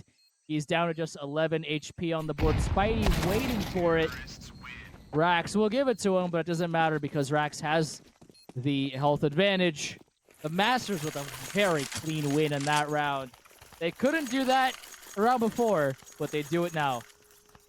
They know exactly when to slow the tempo, they know exactly when to speed up, and they know the audibles to call. They know when it's time to pivot off that B site, that the whatever's remaining of the ragged edge of Pretty Penny's defense is going to be rotated over, so they go take A. They're playing exactly the Counter-Strike they need to be playing, and this is a rocking start for their OT4. Now the Masters have shifted for some A pressure, but Cure, oh, he's so ready for that. He has the angle, and Cohen is done for this round. Rax, though, a lot of space being taken by him and Cryptic. They have full mid control. Donut is theirs. Speeve making some noise onto B, keeping Spidey and Cloudzino at bay. There are 2, I'll say 2.5, because one of the players, that's Pancakes, he's in red room, so a quick rotate out of him is in order if need be. 4 players from the Academics are all in mid going red room. Pancakes has to give it up. He had the read, but he has to allow the Masters to take control. The problem is for Academics is that, okay, well, there's 40 seconds to go, and Cloudzino knows that you're in red room. He's just playing with you. Will they read that Spidey is there? They do, but it doesn't matter. He gets the kill anyway, and he lives to fight another day as he swings out for Cryptic. Oh my god, he's ready for that. Cloud gets a lot of damage out to Cryptic. He's down to 1 HP and a dream, but they do get the bomb site, or will they? There's 15 seconds, guys. There's not a whole lot of time here. The bomb will go down. They do have red control, and Cloudzino. Oh, what a shot on this beef. Wow. Masterful. No pun intended, of course. Subliminal now. 4v2. What magic can he do here? Can't do much of anything. Cloud with another kill. And Pancakes with the helper as well. It's tied at 22. We're just going to go all night. I feel like both teams are making less mistakes as the OTs go on. Like you'd expect to see them get sloppy, get tired, get, just gassed, but we're not. They're both playing to the limits of their ability. We saw a layer 2 smoke come out from the T's after they took that B bomb site. Like they're not leaving things on the table. They're using every tool at their disposal. And we're about to see who wins this last round of the first half of OT4. Quick flash, and Spidey takes his head off by Subliminal. Nice shot out of him. Masters back in the man advantage. And Cakes is ready for the swing. He spots out the bomb. His teammate is there. Does get the one, but Speed with the bomb on his back gets the trade. Cohen already on the bomb site with the op. The shotgun up. Cure, meanwhile, evens the tagline. It's 3 apiece now. Rax goes down. Cohen B-hopping into cave. Cloud Zeno, meanwhile, gets 2. Oh, what a spray! The bomb is down, but it's all up to Cryptic now. 45 kills to his name. Will we see some magic happen? And will he get 48 to end the round? Almost gets the one, but Cloud Zeno, now he's up to 40. Says, no. This is actually our map. I don't know if you know this. We've been through 4 overtimes, but this is actually our map. Pretty petty up to 23. There are very few players that you see in a 1v3 situation like that where you, in the back of your mind, you're going, I think they might actually have a chance. Like, I think they're actually going to pull this out, and Cryptic is one of them. But we do have 40 kills now over on the Pretty Penny side with 40 kills on Cloud Zeno. Higu, though, still sitting at 29. I think that means that he hasn't had a kill since sometime back in OT3, back when we were first looking at the kill spread. We're starting to see the mistakes. We're starting to see the cracks in their play. The question is what they're going to make of this second half of OT4. Now it's up to UPS. Find within themselves to either deliver the goods, clean out some bomb sites, or it's up to the Masters here to defend their bomb site, to defend Ancient, and to snag map number 1 from the favorites, or the projected favorites according to the poll. That is UPS. Minute 10, Cryptic flashing out for his teammates. The support flash on to B. Cryptic still holding on to the mid site, but nah. He says, I'm good for that, and he runs away. Pretty Penne, 50 seconds to go, have a truckload of util. They can do essentially whatever they want. 40 seconds to go, as Firehawk just pointed out in our ears. Masters have 3 flashes and 1 smoke. That's it. That is all they have for any potential retake that is going to come their way. Rax, with that ramp push, finds nothing. And UPS is sprinting towards the B bomb site. Subliminal swings out, and Kigo finds himself another. Oh, what a nice shot of him. He's not done. He swings out. Cohen down to 13 HP. Can he get the fight once more? No. Cryptic says, enough of that. I am you, and Cohen also gets another. Now it's spicy. A cure with that AK, not the op. Finds Beeve's head, takes his head clean off. But that's it. That's all she wrote for him. The op, the nade takes him down. Cloud and Pancakes clean up the bomb site. UPS is now once again 2 map wins away from 26. Higu heard me, and he did not like what I had to say. We are going right into a technical pause here in the the ultimate round, the final round of OT4. The second one. Second, we have this one, and then we have one more. Sorry, my vision's going blurry. Penultimate round, match point for Pretty Penny. Oh, take a deep breath, chat. What a match. What a map 1 of a 3-map series. Oh, man, I need some coffee. I need something. But Sometimes Counter-Strike is the only coffee you need.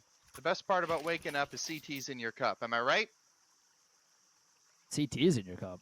What kind of You don't coffee are put you CT's drinking? in your cup? What kind of You don't. coffee are you drinking? I don't know, man. I don't know. I usually don't find people with guns in my coffee, but that's I don't know. Yeah, the old knock knock. Who's there? It's America.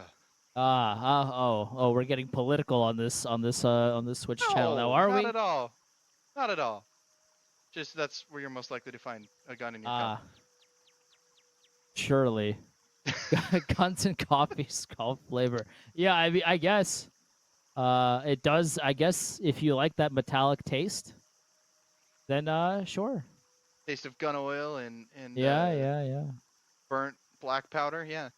Yeah, I mean we wait for Spidey here to come back. I mean, this has been, we were expecting a battle for the ages here. As I said off the onset, again, thank you so much for joining us here. I'm Chels Bells alongside Super Soup. We are your caster shooter tonight as Firehawk is busy observing for us here tonight. UPS versus ACA in the season 12 CSC Chally finals here. UPS was the number 1 seed. ACA was number 2 seed.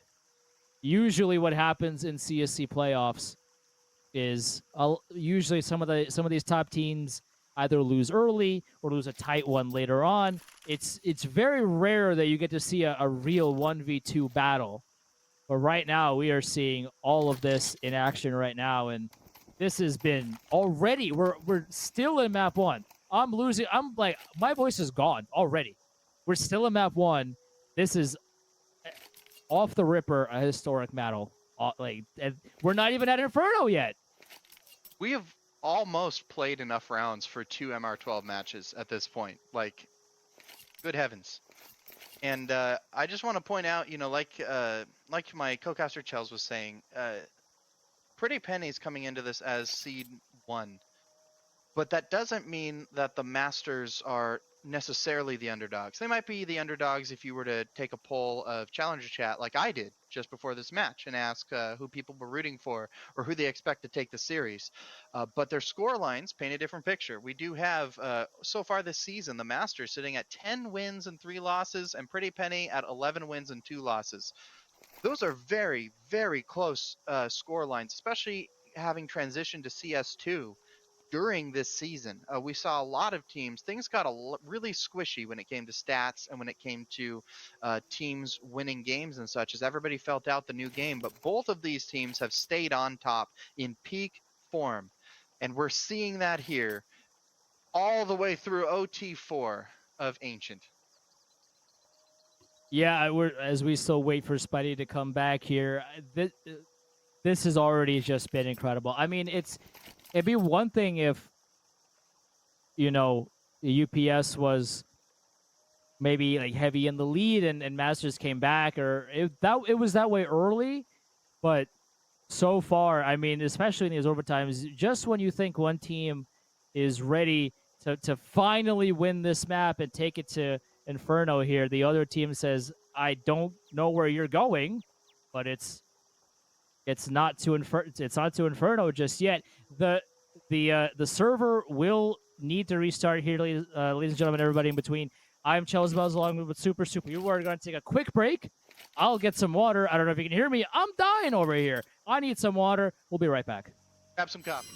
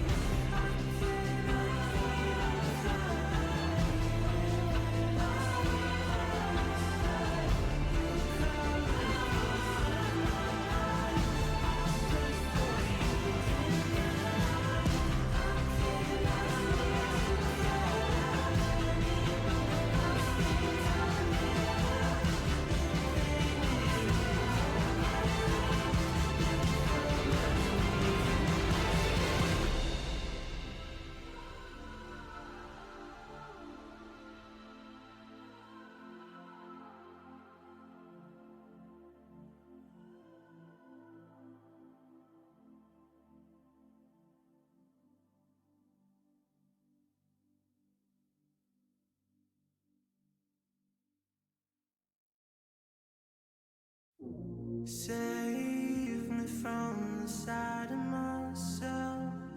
I cannot look away. About to crash into my face. Just another day on the shelf.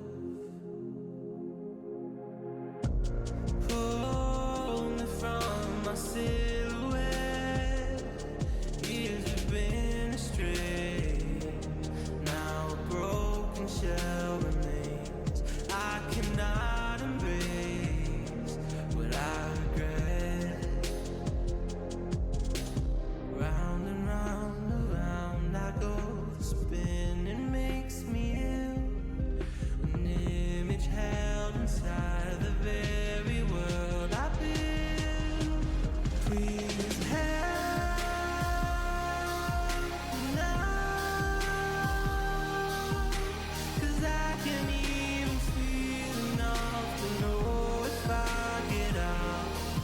I'm numb to the pain, but hollow without.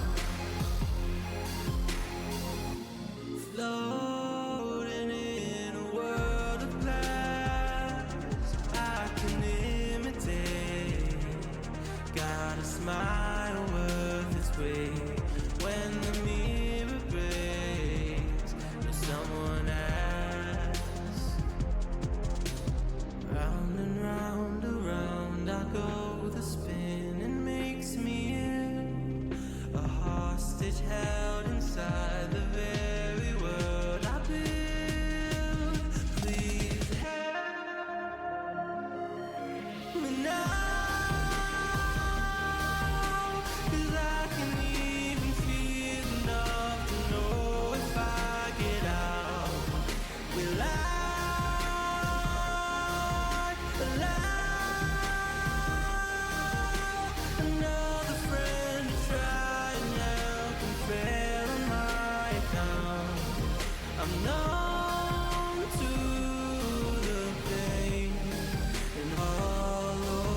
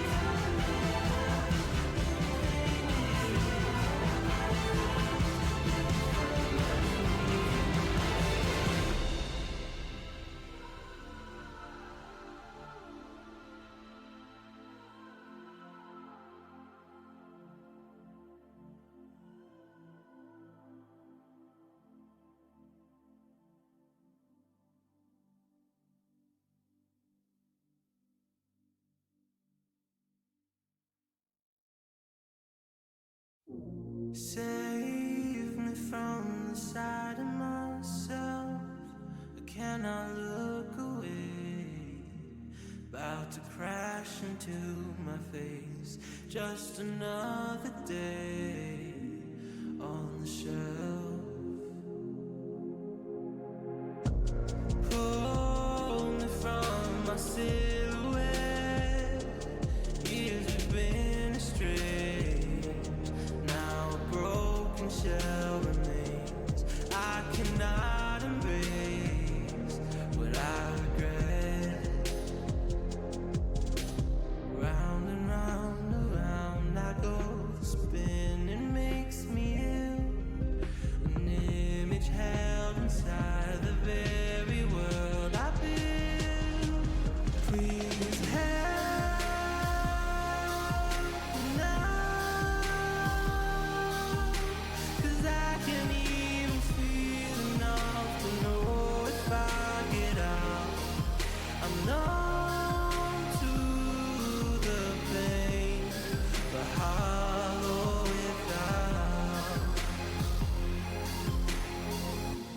Floating in a world of glass, I can imitate. Got a smile worth its weight. When the mirror breaks, will someone ask? Round and round, around I go. The spinning makes me ill. A hostage held inside the very world I build. Please help me now, 'cause I can't even feel enough to know if I get out. Will I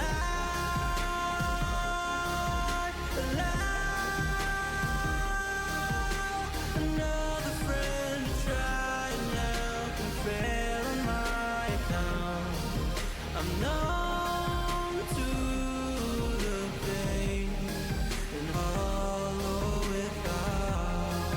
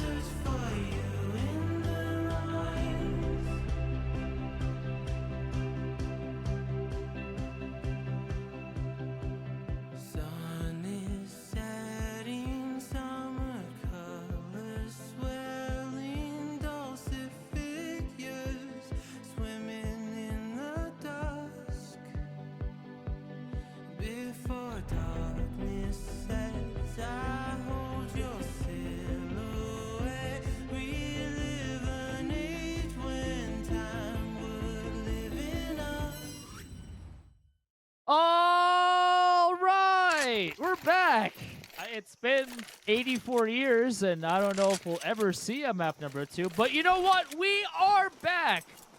This Look, is should I round put my book down? Yeah, listen. I think you could have finished the book in the time that I did. we This is had. book number 2. Oh, you know what? I stand corrected. You know what? You're right.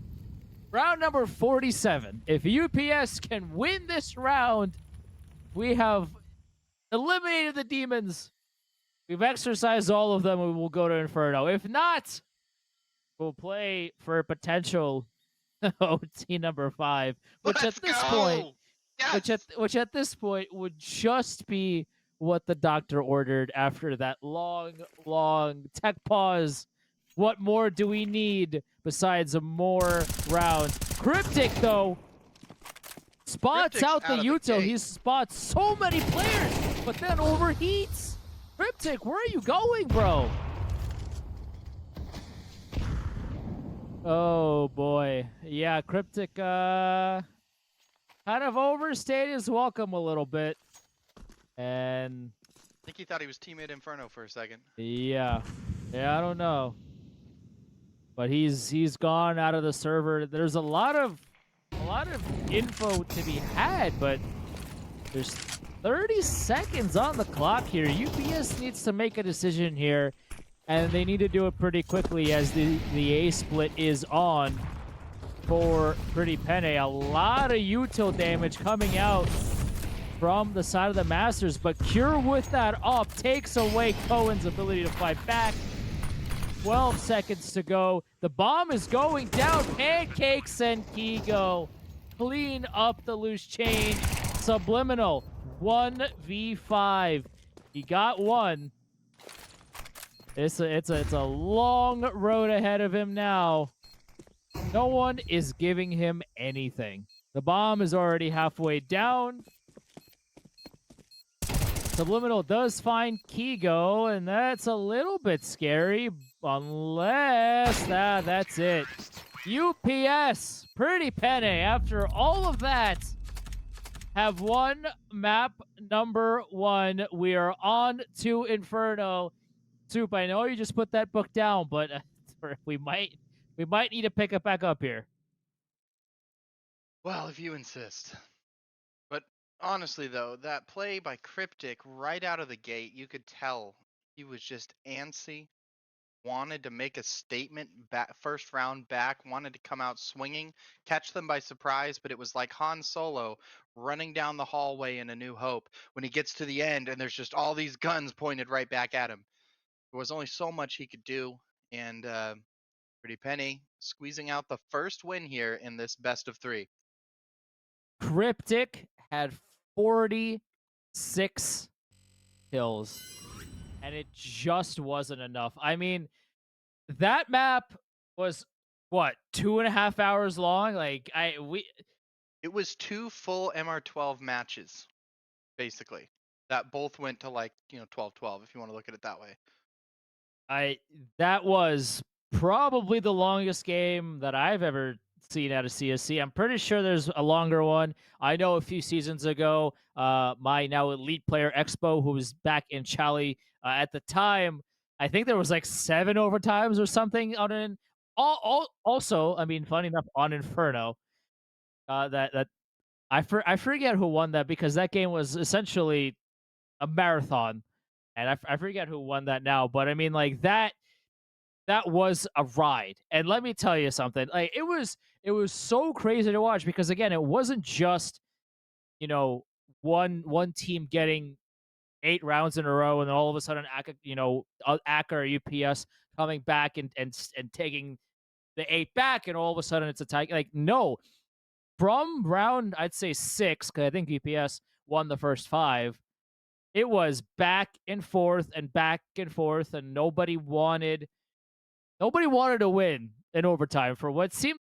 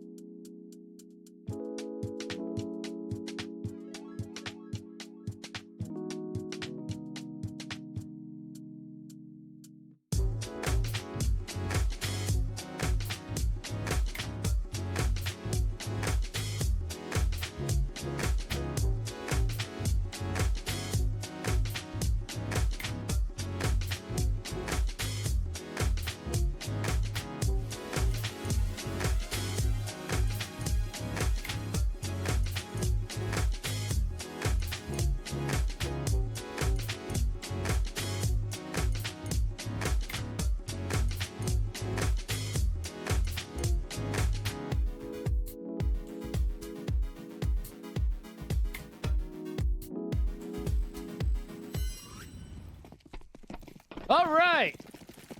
That was a lot shorter of a break than that tech pause, but you know what? We're here, we're live, we are ready to rock, and we are ready to roll. UPS versus ACA.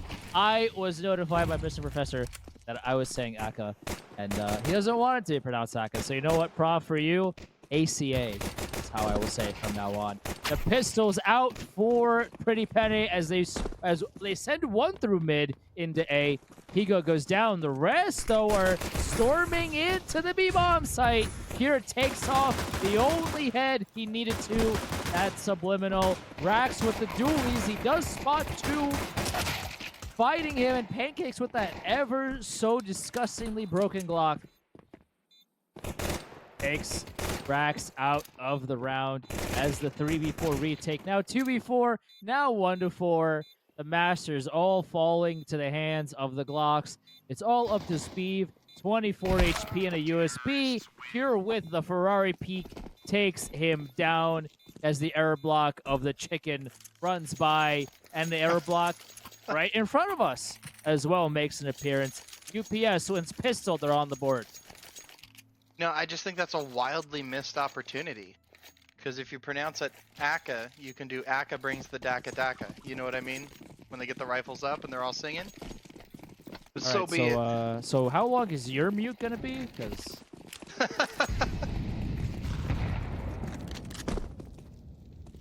anyway, we have now that super is gonna be muted for the rest of this game because of that joke. UPS is on board now. They have a couple of Mac 10s, Galil, and an AK to their name. Masters, bunch of USPs. I believe that's a P2000, could be a P250, but that's it. They're doing. They're just stacking. They're essentially just a straw stacking on to be bomb site. They are saving Cohen to try to get anything done from Arch. He does see the rest of the T side sprint into the A bomb site, but he does check mid. Knows that once they're okay. Wait, Pancakes! two USP kills all of a sudden. This is a lot scarier for UPS. Kiko, though, does get one, and that's one of the guns going down for ACA as well. And now UPS said, you got two of us. That's all you're going to get. Rax with the USP, no match for the Mac 10 of Kigo. And UPS now doubles their lead. It's 2-0. That's a lot of damage, honestly. That was getting scary for Pretty Penny there at the end. I think if they wouldn't have just one by one done the duck hunt thing out of B Hall, they might have gotten some more kills. But fortunately, you expect the riflers to win those rounds, and they did. But we're going into round 3, the first rifle for the Masters. All important round number 3 here for each side, but for the Masters, really want to get on the board fast. Inferno is one of those maps. I mean, we saw this on Ancient in map number 1, where UPS won the first 5, but then the Masters came back and forced all those overtimes that we were so privy to watch. But now Inferno is one of those maps where they can really spiral out of control quickly if you're not careful. The Masters really got to pay attention here and do their best to win this round before things get from bad to worse. Owen with the return flash knows that there's one mid. Cloud making a lot of noise. He has the bomb on his back. That could have been a scary situation. But nobody is peeking just yet.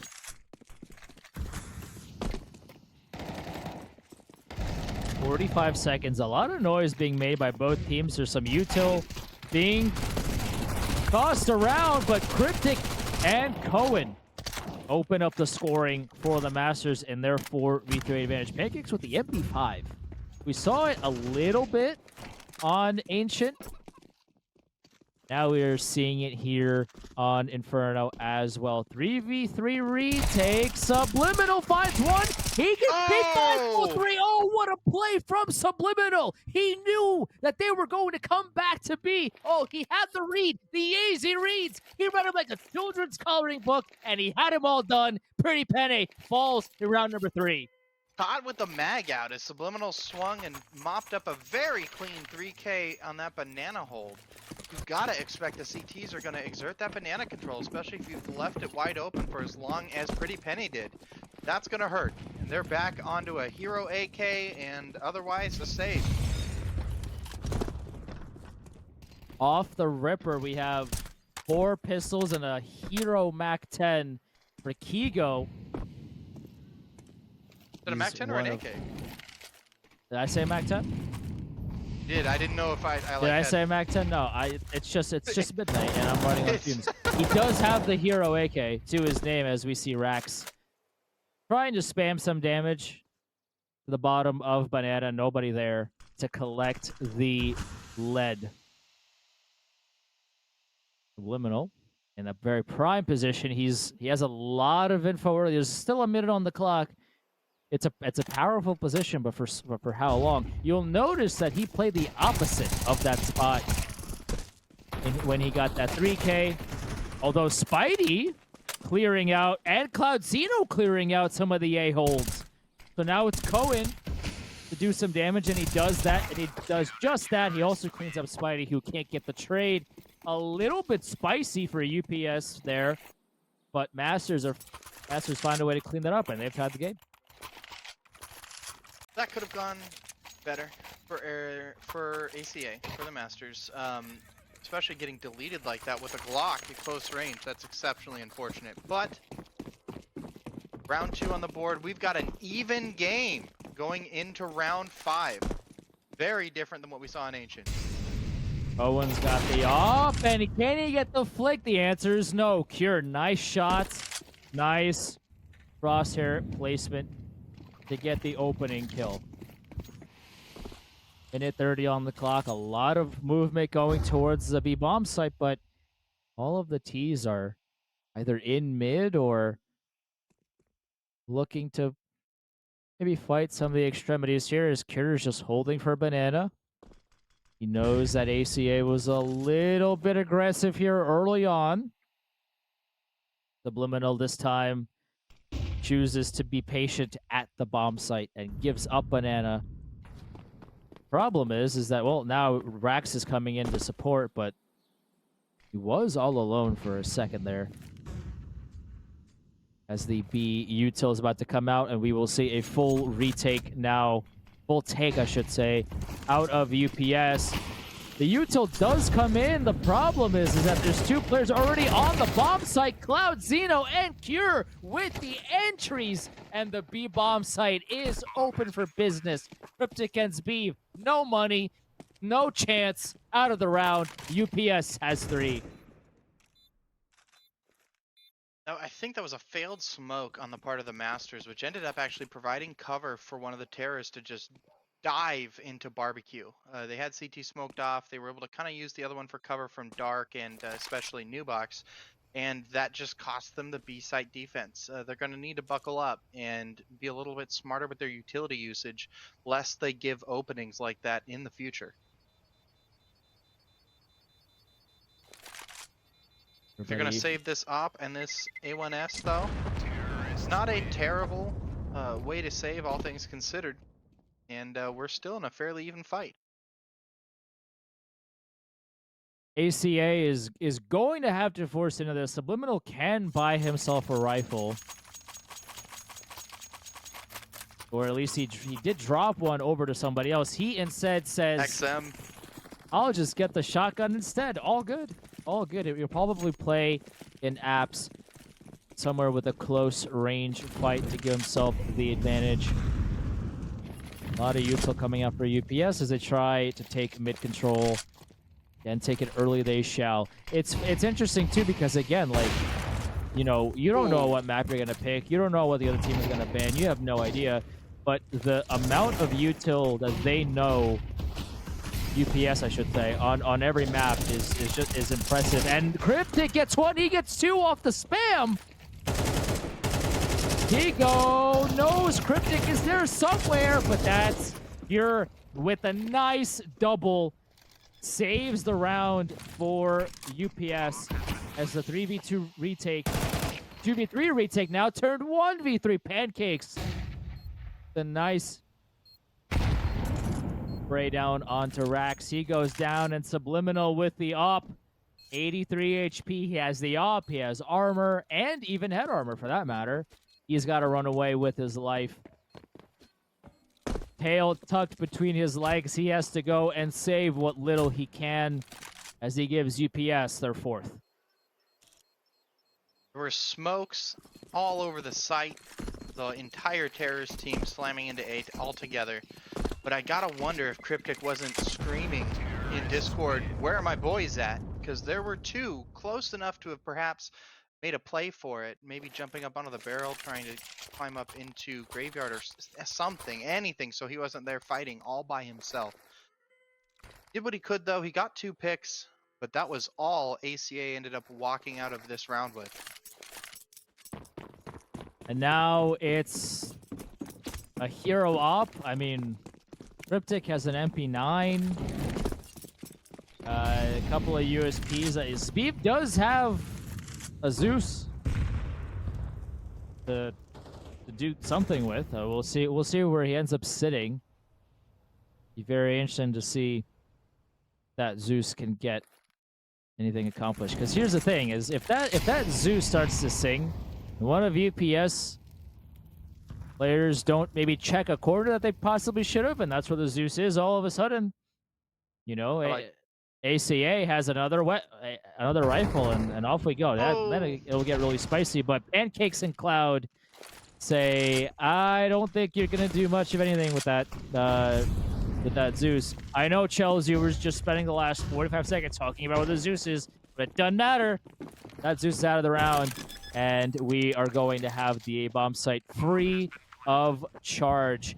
And the ACA once again will have to save. They have to hold on to this op. This is their saving grace heading into round number 8. Speed just got a little antsy there in long haul. I think he wanted to peek to double check that they weren't just walking past him, maybe get some info. But if all you have is a Zeus, just sit long haul. Let them come to you. If they don't, you can do something crazy, hop out over the railing and Zeus somebody coming up lane. You know, I mean, at that point, the element of surprise is everything. It's the only card you have to play.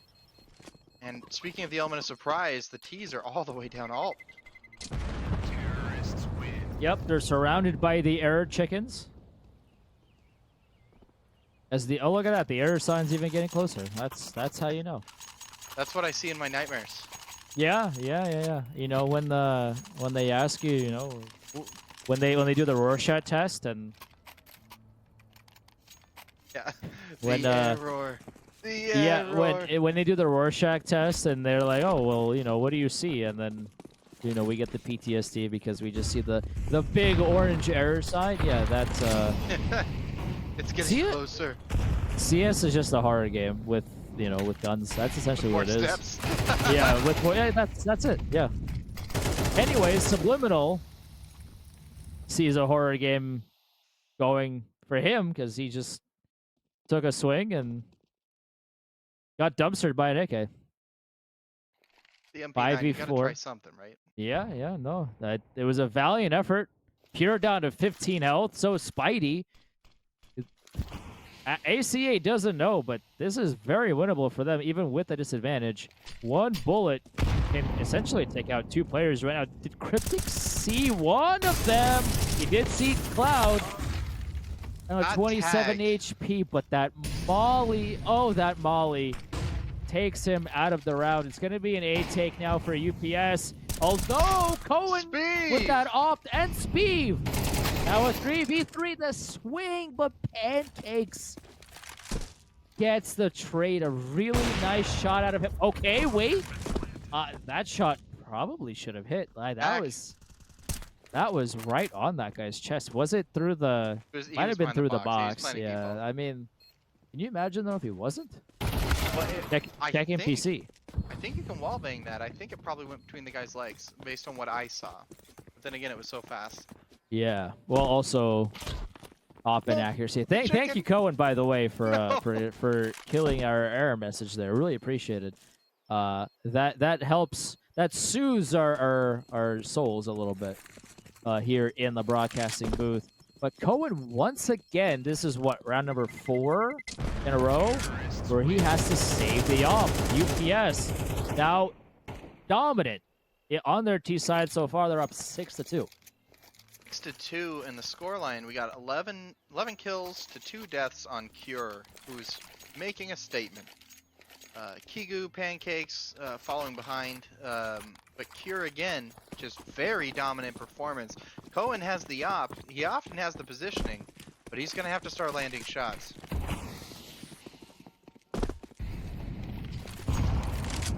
Rax still looking for his first kill on map number 2.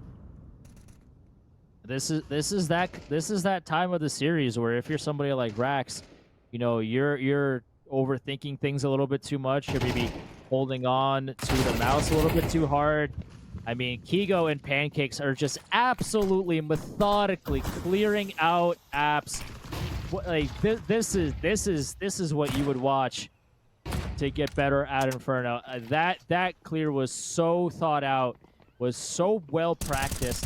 And here they are on the bomb site, but Cryptic, these Cloud getting onto the bomb site also takes out Kigo. Now all of a sudden he gets a third, a 3v5 turned into a 3v1. All of a sudden it's all on Spidey, 47 HP, and now Cryptic could be the MVP of round number 9. He is planting the bomb, just trying to get some kind of bonus money. Subliminal denies that. Oh, what a round from Cryptic, man. Cryptic stepping up with a solid 3K, and notice the way he swung. What was that second kill? Just lane, but he swung wide, and he didn't stop and engage where you normally would. He didn't stop and engage probably where the terrorist down lane would have pre-aimed. He went all the way through past the pillar there, Porch. That was just playing CS2 the way it's meant to be played. Aggressive, fast, kinetic. Made it work. Owen, meanwhile, has the entirety of apps. He mollied down Romeo while the T's, I should say, mollied out bedroom. Cloud is in bedroom. Did Cohen hear the jump? The answer is no, but Kigo's ready for Cohen anyway. Oh, man. What a nice little pre-fire from Kigo. I mean, you don't expect somebody to be holding that kind of angle. I guess Kigo said, "Nah, I'm that guy. I'm ready for it. I got the pre-fire." He did, for what it is, for what it's worth. You know, we 94 saw now. this. We saw this in Ancient, and we're seeing it again. Pretty Penne punishes every little mistake. Like, as soon as they get that first pick, someone overpeaks in apartments, you can see the entire team on radar shift their position. Like, to them, that's almost a go code. Now, they fortunately read out the situation, slowed down, and are now pivoting back towards the B site. But you can tell how they're totally tuned into one another, their positionings, knowing who picked who where, and what that's likely to open up. CTs are rotating to the B bomb site, but it's 20 seconds to go. Cure is a little bit too quick there to jump on the bomb site as he went before the smoke, I should say, dissipated. Kigo already on the fast flank. Subliminal is ready for it. He heard Kigo. It doesn't matter. He gets 2 somehow. 12 HP, it doesn't matter. Gets you 1 more. Cryptic is almost there. Does find Spidey. Swings out. He knows Kigo's there. He's close. Oh, but where are the rest of the UPS boys, Cryptic? You don't know. He gets nowhere. Pancakes will shut that down. UPS. Oh, man. What a round out of them. They have 7. That was rough. They rotated. They read the play by Pretty Penne, and they left 1 to anchor the A site. getting picked off by Kigo, and then Kigo coming in for the flank, lining up for him, and he said, if you line up, I'll knock you all down. It's just unfortunate that it fell the way it did. They're forced onto an eco. We've got some Mag 7s and Deagles. What are they going to do with this? Potentially scary round for UPS, considering, you know, if these Infernos are very close. Oh, Cryptic. Oh, Cryptic. There's there's That's a gut there. punch. That's a Yeah. gut punch, absolutely. I like the effort. I like the thought process of let's get aggressive. You gotta clear that cubby if you're gonna do that. The chicken even chimed in and saying that was an error. Oh, I see what you did there. I'm reporting it to the authorities, but I see what you did there.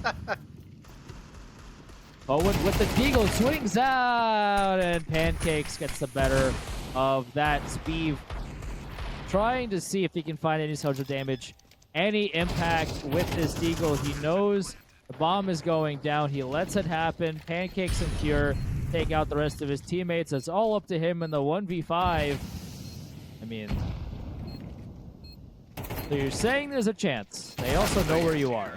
Oh, that takes care of that. UPS dominating on their T side of Inferno. It is now 8-3. 3 players with more than 10 kills on the Pretty Penny side. Pancake sitting on 180 AR, and Cure close behind with 95. On the CT side, Cryptic with 8 kills, Subliminal 7, but the damage is just not equivalent, and that's what's holding them back. They're not landing shots, whether that's due to weird economy situations, whether that's due to just being too much in their own heads. They're going to need to calm down, win this round, and then win the second half like you did on Ancient. Cloud's head was poking through the smoke. Rax should have had that kill all day, every day, except Cloud was like, I know you can see me, and I don't care. Got the kill anyway. I mean, you know, Counter-Strike is definitely one of those games that, I don't want to say all of it depends on your confidence level, but a large portion of the game is genuinely just, do I feel confident in being in the position that I'm in? And Cloud, as you saw that in that fight, Cloud knew he was out, knew he was exposed by the elements, and still won the gunfight.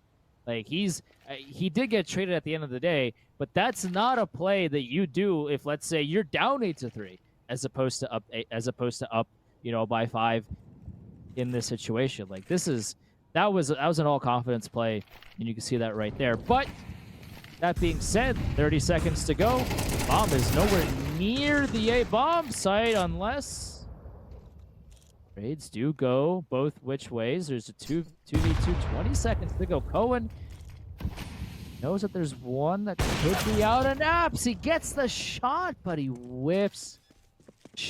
Pancakes was just too fast on the swing. He gets Cohen and the op to go down. Now it's a 2v1. They know where he is. Subliminal finds one, not the other. Pretty Penne and their T side with just 4 rounds to go until they can lift the Chally Trophy. Masters were fighting tooth and nail for every engagement in that round. The flash in from Speeve was perfect to provide cover for Cryptic. It ended up getting converted into a kill, but they just had too much coverage, and there were other members of Pretty Penny right there ready to back them up and make sure that the deaths did not go unanswered. It's just they don't seem like they just waited through an hour-long tech pause. They're still banging on all cylinders. Pancakes had 12-4, Cure 13-5. I mean, Kigo double digits at 10-6. Rax still just 1-9 so far. Cohen with the op. Had to keep saving it. So far, this is a promising start out of the Masters here. They get their opening. Cloud waiting in abs. Cohen not ready for it. Okay, the labored spray. Cloud had to spend a few bullets to make that happen. But Cure also finding Zbeev. Now it's 3v3. Ego has been spotted out in Arch. So is Cure. They're both running at the tees. The trade has been made. Okay, a 1v1. And Subliminal manages to hold on for ACA. Would have been almost the end of the road for the Masters if they had lost it, but they hold on and they keep fighting. You can just tell the intensity and the tension that they're under. Like Cohen running chest to chest and dancing with Cloud Zeno there in apps, you could just see like his aim was wild. He wasn't controlled and calm and collected. And granted, that's a tough situation, but they're gonna need to take a breath. Cohen sprints through the molly, and Ego is ready for it. That's about it. Ego took, I think, 1 bullet in that ordeal down to 82. Yeah, I'm not sure about that. Like, it'd be one thing if there was a flash behind him, or some kind of teammate support. There was none of that, and Ego. If it worked, that would have been 1,000 IQ. The problem is that it didn't. Pancakes with shotgun in apps. Cloud Zeno just holding on with an MP9 as well. The spray, Pancakes gets one, and Cloud coming in for the help. Oh man, it is a clean sweep out of UPS. What a setup they have. Not a chance for ACA. Pretty Penne up to 10. Like you said, I mean, the Mac 10 rush up banana. I have a lot of respect for that. Like, there's a time and a place for it, but there just wasn't any support. There wasn't even a much, if any, util to back him up. And that was a round they could not afford to lose if they wanted to start gaining momentum and traction here in the second half. Bunch of pistols out for the Masters. Cryptic is just standing at the edge of that molly, building a campfire around himself. He goes spots one, he spots multiple, he gets one with the Mac with the MP9. Another clean sweep now. Almost. I don't know. Cryptic, like, at this point, I feel like the game should have given him that deagle kill. It looked like the bullets were supposed to be on him. He might have gotten CS2'd there. Yeah, But see, deagle bullets just get eaten by Gaben halfway there, you know what I mean? yeah. There's Why are they not taking a timeout? This is absolutely I don't know. timeout time if you want to stand it. I'm okay. Yeah, I'm not sure about that one either. I mean, we talked about it on Ancient as well, as Spidey misses a nade.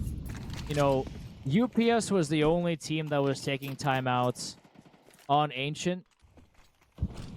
And it just looks like ACA is more than happy to sell them on the black market after the game. But in any case, Spidey does spot one, gets a little bit of damage going either which way. Cohen on the runouts, knows that Cure is boosted, and he gets him taken down. And Subliminal also with the helper in the entry now. 5v3. Key goes ready for the swing by Cohen. Cohen also, again, maybe overextending a little bit. He's leaving his teammates to kind of go try to get impact. Problem is that that's not working. Rax gets some impact, a nice round out of him and the rest of the team. They get 5. Rax up to 4 kills. A really tough CT side out of him, but he's climbing out of that a little bit. That was a great hold from the Masters. They had all the right people in all the right places to cover the retake. The one thing I do want to highlight though is Kigu playing in that off angle in Church. Off angles are so much more powerful in CS2 due to Peeker's advantage, due to the net code, whatever you want to chalk it up to. It comes down to buying yourself 20 milliseconds by just being not where they expect and ruining their pre-aim. A lot of util going back and forth, and Cure and Rax both go down as a result of the early squabble. Thing is that there's still a minute 25 left to go in this squabble of round number 17. Pretty Penne 2 rounds away from securing the 7th trophy in UPS's franchise history. Let's be honest. We've seen ACA fight their way out of a deficit like this already on Ancient. And then again and again and again, there were OTs that went all 3 rounds Pretty Penny's way. Then the Masters just came back and put 3 on the board on the second half of that OT. They're they're a team that seems to, I don't want to say thrive or excel, but they know how to play under pressure. They know how to play almost from behind. They know how to not get tilted and turn what should be losses for them into wins. So let's see if they're doing that here on the B bomb site. The B util coming in, and UPS now tasked with defending the B bomb site. It looks like they will. Spidey and Kiko taking out 2 of the 4 remaining T's. Spidey knows where 1 is. That's the last guy alive. And that's it. That's just quick work. Again, UPS is just playing a better team game right now. There's a lot of util from the Masters, but overall just not enough support on the frag department. UPS 1 round win away from lifting the Chally Season 12 CSC final trophy. Masters have to win 7 in a row if they want to potentially force them after 8. 7 in a row from a broken bye. We've got a Scout. We've got a Nova. This is dire straits, but I feel like they're not out of this yet. I feel like this is they've done more with less. But it's heartbreaking after such a marathon of 4 OTs in map 1 to go out this way. That's just heartbreaking. I hate to see it. It almost seems like, and I don't want to speculate here, but it almost seemed like that Ancient game took a lot out of them. Because I think the idea at the end of the day, Speed, oh my god, dude. That's a nice timing shot out of him. There was a second he was lined up on his head when he crouched into the angle. As Kigo eliminates Cohen, now it's really dire. Speed also down to 8 HP. He did hit the shot on Cure down to 30, but ACA really needs something here. A nice find by Subliminal as Rax is fighting him as well. A nice swing. Protect your teammate. But Kigo in library, all of a sudden he gets 1. They know where he is, but does that matter? They gotta get the bomb planted. Yeah, Kigo gets 1 more. Bomb down. The top is out. Cure misses the first shot. The retake is on. Is this the end of ACA? Will we start seeing the celebrations come out for UPS? The retake util is out. Cryptic gets 1. Can't find the other. It's all up to Speed and his Scout. What can he do? He gets 1. He can't get the other. Is that the end? That is the end of Season 12 CSC Chally Finals. UPS in a 2-0 fashion. 4 overtimes were needed to get to Ancient. Ancient got ruined by UPS. Oh, what a battle that was. And we went to Inferno. UPS said, this is our trophy. This is our time. We 2-0'd, and they did that just now. UPS 13-5. They are your Chally champions. That was a fantastic and dominant performance from Pretty Penny. What GG's to both teams, but Pretty Penny just proving that they are the Season 12 CSC Challenger Division champions. What an incredible game. Let's be honest, we played 3 maps, let's be honest. We went all 3 maps basically. It just happened that 2 of them were the same map. That was just an insane series. Like you said, you could tell in this map, ACA was tired. They had left it all on the server in that first map. And Pretty Penny, they just had enough left in the tank to make this second map a 5-13 victory for them over Masters. This has been What a grand final, honestly. Some of the skill and talent we saw, especially on Ancient from both teams, the util usage was on point, aim was on point, the oppers were both doing work, and it just came down to one team squeezing out a few more frags, a few more round wins than the other. But what a game. What a battle for the ages. I mean, again, we go back to Ancient, where UPS, off of that massive start, they had 5 in a row. It looked like they were cruising. And then ACA came back and they inched, kept picking away at the lead. They kept picking away. Then they took the lead. It was just back and forth. You could tell how much both sides wanted Ancient, and if ACA just won Ancient, I feel like Inferno would have been a lot more hectic, maybe, because UPS, like, oh, all of a sudden, they're down a map. We can't have potentially these Cloud Xeno peaks and these swings that he's feeling super confident in early on, because hey, we're already down a map. We can't risk losing these rounds, because if we lose this map, well, then it's all over. But no, UPS was just able to hold on, and they got it done. That was a sight to behold. If that was UPS feeling comfortable and feeling like they didn't need to press on the gas, then I can't imagine what they look like when they're scared with their back to the wall, right? Like that was just dominant. Um, we just got word. Is there anything else you'd like to say, maybe to wrap up our coverage of the finals here? Yeah, I'm currently on the hunt for Kigo, because I think of all people that we need to hear from this man. This guy, he started off in BS 0-4. I believe that was the line.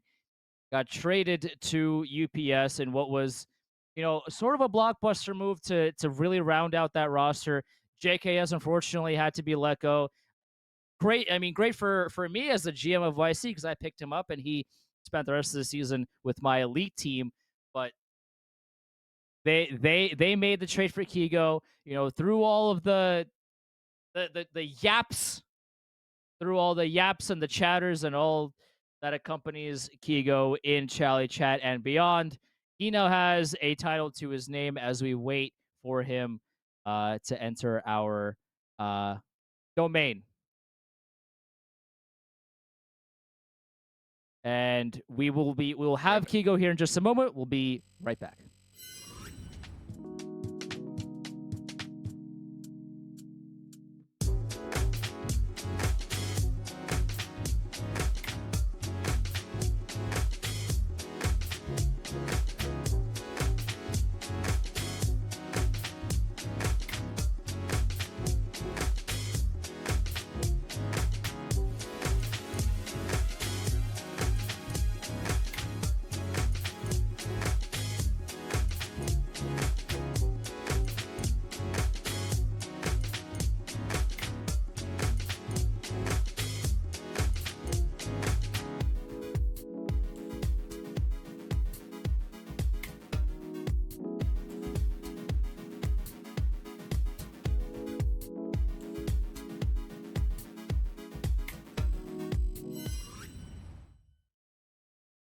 And There's no audio.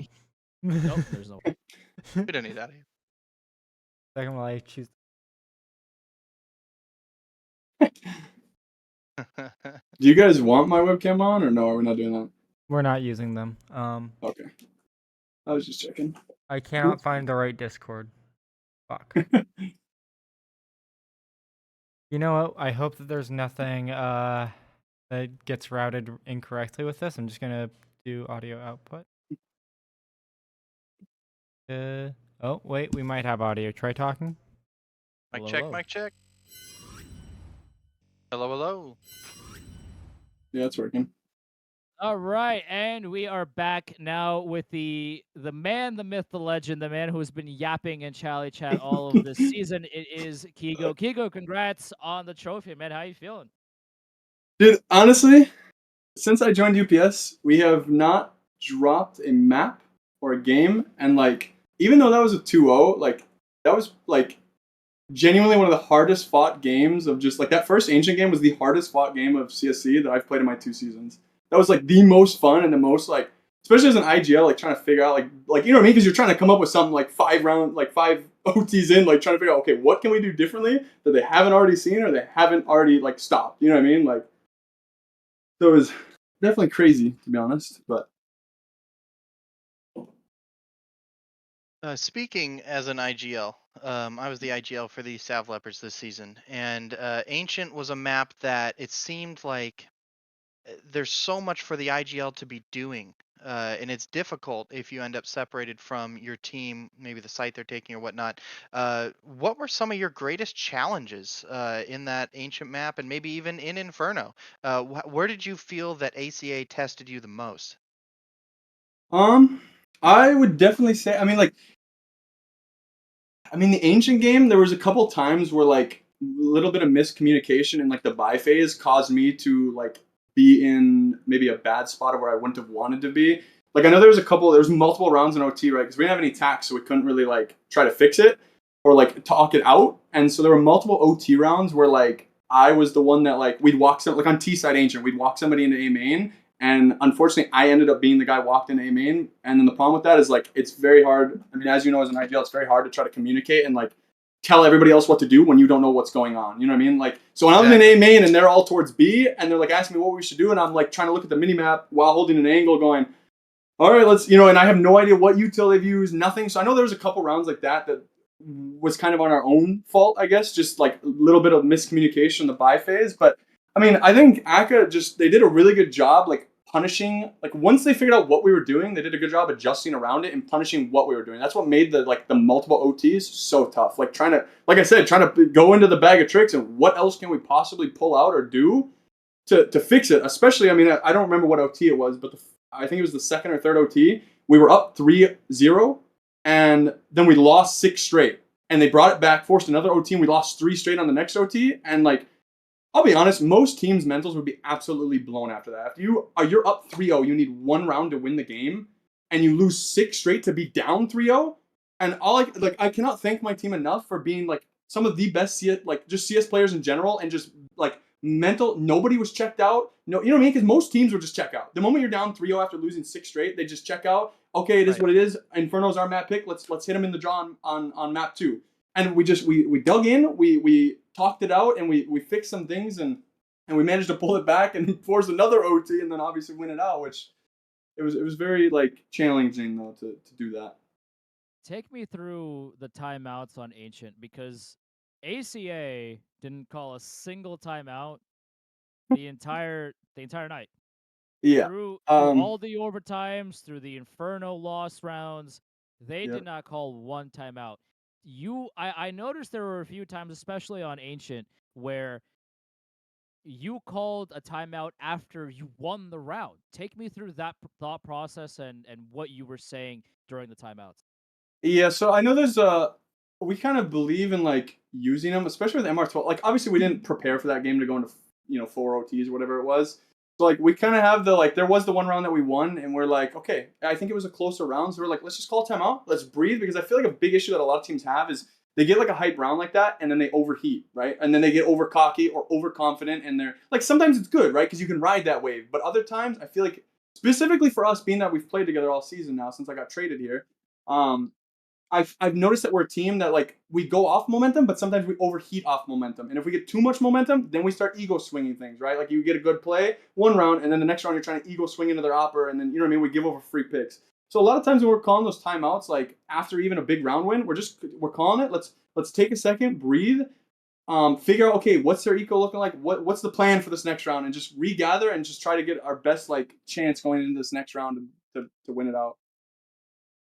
Sure. And I mean, you mentioned something a moment ago talking about 4 OTs. You guys dug into your bag of tricks. You left it all on the server in Ancient. When we went to Inferno, you could definitely tell both teams were mentally fatigued. But it Yeah. seemed like you guys just had this extra gas tank that kicked in. What were you guys doing maybe during the tech pause or between maps? How did you refresh and recenter to go into that map too? I know like in between, like between the tech pauses and then like all that, and then in between the maps, I know like I told everybody get a drink, like just refresh. You know what I mean? Take a second, walk away, just refresh. And as well as like, I mean, me and this team, we've like everybody jokes about it that we're like the sweatiest team, blah blah blah, and we are. Like we practice and we play together almost every day because like obviously we have lives outside of CS, but like we all enjoy playing the game and we all enjoy playing together, and like we pug together all the time, and I cannot tell you how many like we're all high level face it too. We're all level 9, 10 face it. So like when we get into these hell face it games, like we'll queue like 5 face it games back to back to back of these high elo face lobbies, and like just as many of those games are like hell dates compared to CSC matches in Chally. Like if I'm gonna be completely honest, it feels way harder. And so like I think a lot of those games of us like, okay, we'll sit down and play 6 face it games back to back to back to back in all these high lobbies. And like some of those games going to multiple OTs and you gotta dig in deep. And like I think a lot of that just playing together helped us like build up that mental fortitude. And then especially after winning that game, you know what I mean? Like I could obviously see like ACA definitely got, I don't want to say mentally boomed, but you could definitely tell that they were suffering from losing a game like that. I mean, any team would. Um, and I mean, we're confident. We were confident Inferno was our best map, to be honest. Nobody really knows it because we didn't play Inferno the entire time since I got traded. I got traded to UPS like I think it was week 5, match day 5, and we didn't play an Inferno game the single time since I got traded. So nobody really knew that we were like an Inferno team, I guess, because we didn't play it. And so we had full confidence going in. The moment like we won that first map, it was going to be a 2-0. Like I had no doubt in the back of my mind that we were going to 2-0 the moment we won Ancient. All those Dallas Inferno face it games, right? Yeah, yeah, for real. That No, was such a. Oh, go ahead. what were you gonna say, Super? No, go ahead. No, no. I need more time to formulate a question. Okay, all right. Well, yeah, I was gonna say. I mean, take me through your thought process of you started on one team, you went 0-4, Yep. and you go to a team that and we I've mentioned this throughout the broadcast, and it's something that as new GM of a franchise, I want to make sure that everybody knows is that you guys as a 5 were in server all day, every day. Now, you guys are psychopaths, so you do that, all day, every day. Most people don't have the time to do that Yep. all day, every day, but just the level of commitment that you had as a 5 to play and iron out all of your issues, all of the util that you wanted. Take me Yep. through how you went from 0-4 to this, and take me through the team The thought process. process of we are going to grind until we get everything hashed out. Yeah. Yeah, I mean, there's a lot to unpack with that, I guess. Like when I came into the season, I had a lot of high expectations put on me. Especially through combines. I did really well in combines. I had like a 1.2 rating. I was one of the top players in Chally after being promoted from contender, like in combine specifically with just stat wise. But I was also an IGL, so a lot of people looked at it like, oh my god, this guy can IGL and he's fragging out. Like that's kind of crazy, right? So there's a lot of expectations put on me going into Big Slime, which was kind of I guess unfortunate not only for me but the entire team because I love all those guys playing with them like Kickins, Lum, all those guys like they're all good dudes. I played with Seth last season and I loved all of them. Right, there was nothing wrong with him. The biggest issue we had was mainly just scheduling with that team and we couldn't really practice much. Right, like for example, when I got traded to UPS, I was on that team for 3 days before we played our first match day 5 against AP, the current #1 team at the time that we smacked. And we literally pugged and practiced together as like me with the UPS guys in those 3 days more than probably the previous 3 weeks that I did with Big Slime. And that's to no fault of the Big Slime guys. It's just a lot of them had other IRL stuff going on, and they liked CSC, but they weren't like overly committed to where like I want to play as much as we can. Like obviously we all have jobs, we all have lives. I work a regular 9 to 5 like anybody else, but like I wanted to be on a team that was very committed to practicing, ironing out things, and whether it's having a couple set plays here and there or being able to just play together. And we've seen it throughout the entire season. I mean, we absolutely demolished Chally. I mean, it was not even fair that this team was allowed to happen in Chally. Just because, I mean, all of us, I think every single one of us could easily be in the lead. All 5 of us on this team right now could easily be in the lead and be hooping. And I think the best thing that's ever happened to me in CSC in the 2 season is being traded to UPS. Because at first I was kind of like, this is weird, like leaving, because I was drafted by Big Slime and I didn't really want to leave, but I felt like I had no choice when I started 04 and I was clearly failing and there had to be some sort of a change up. And I mean, I just can't thank my team enough for like, not only, like they were 3-1 at the time when they traded for me, so kind of went out on a limb trading for me, right? Because they didn't have a full-time IGL and they wanted a full-time IGL. And obviously, all the memes flooded of oh, what are they doing? They're trading for an 0-4 IGL. This guy clearly doesn't know what he's doing because he's not winning games with Big Slime. And I mean, I can't thank my teammates enough and T Noodle, Ras, Digital guys at UPS for I guess taking a chance on me because there was by no means any guarantee. I could have came in and we could have absolutely just flunked out and not done anything. And I can't thank them guys enough for taking a flyer on me and trading for me. And obviously I told him I have a screenshot of it from the 14th when I was in there and he told us go win a trophy and all 5 of us saluted him and we promised that we would do our best to go win a trophy. And obviously now here we are on the 16th of November because that was October and here we are with a chip now. So. Yeah, and I mean, very clearly the trade paid off. You guys, there's something special with that roster, whether it comes down to, it's sort of like greater than the sum of your parts, right? Like that Yep. each of you, when one person was struggling to frag, someone else would fill in the gap. You guys Yeah. had crazy coverage. Like there was a play you guys made on Inferno, clearing apps, Yep. where you had somebody holding tight long haul, somebody holding the cubby on the side, and I think you annihilated Speeve or Yep. whoever was there.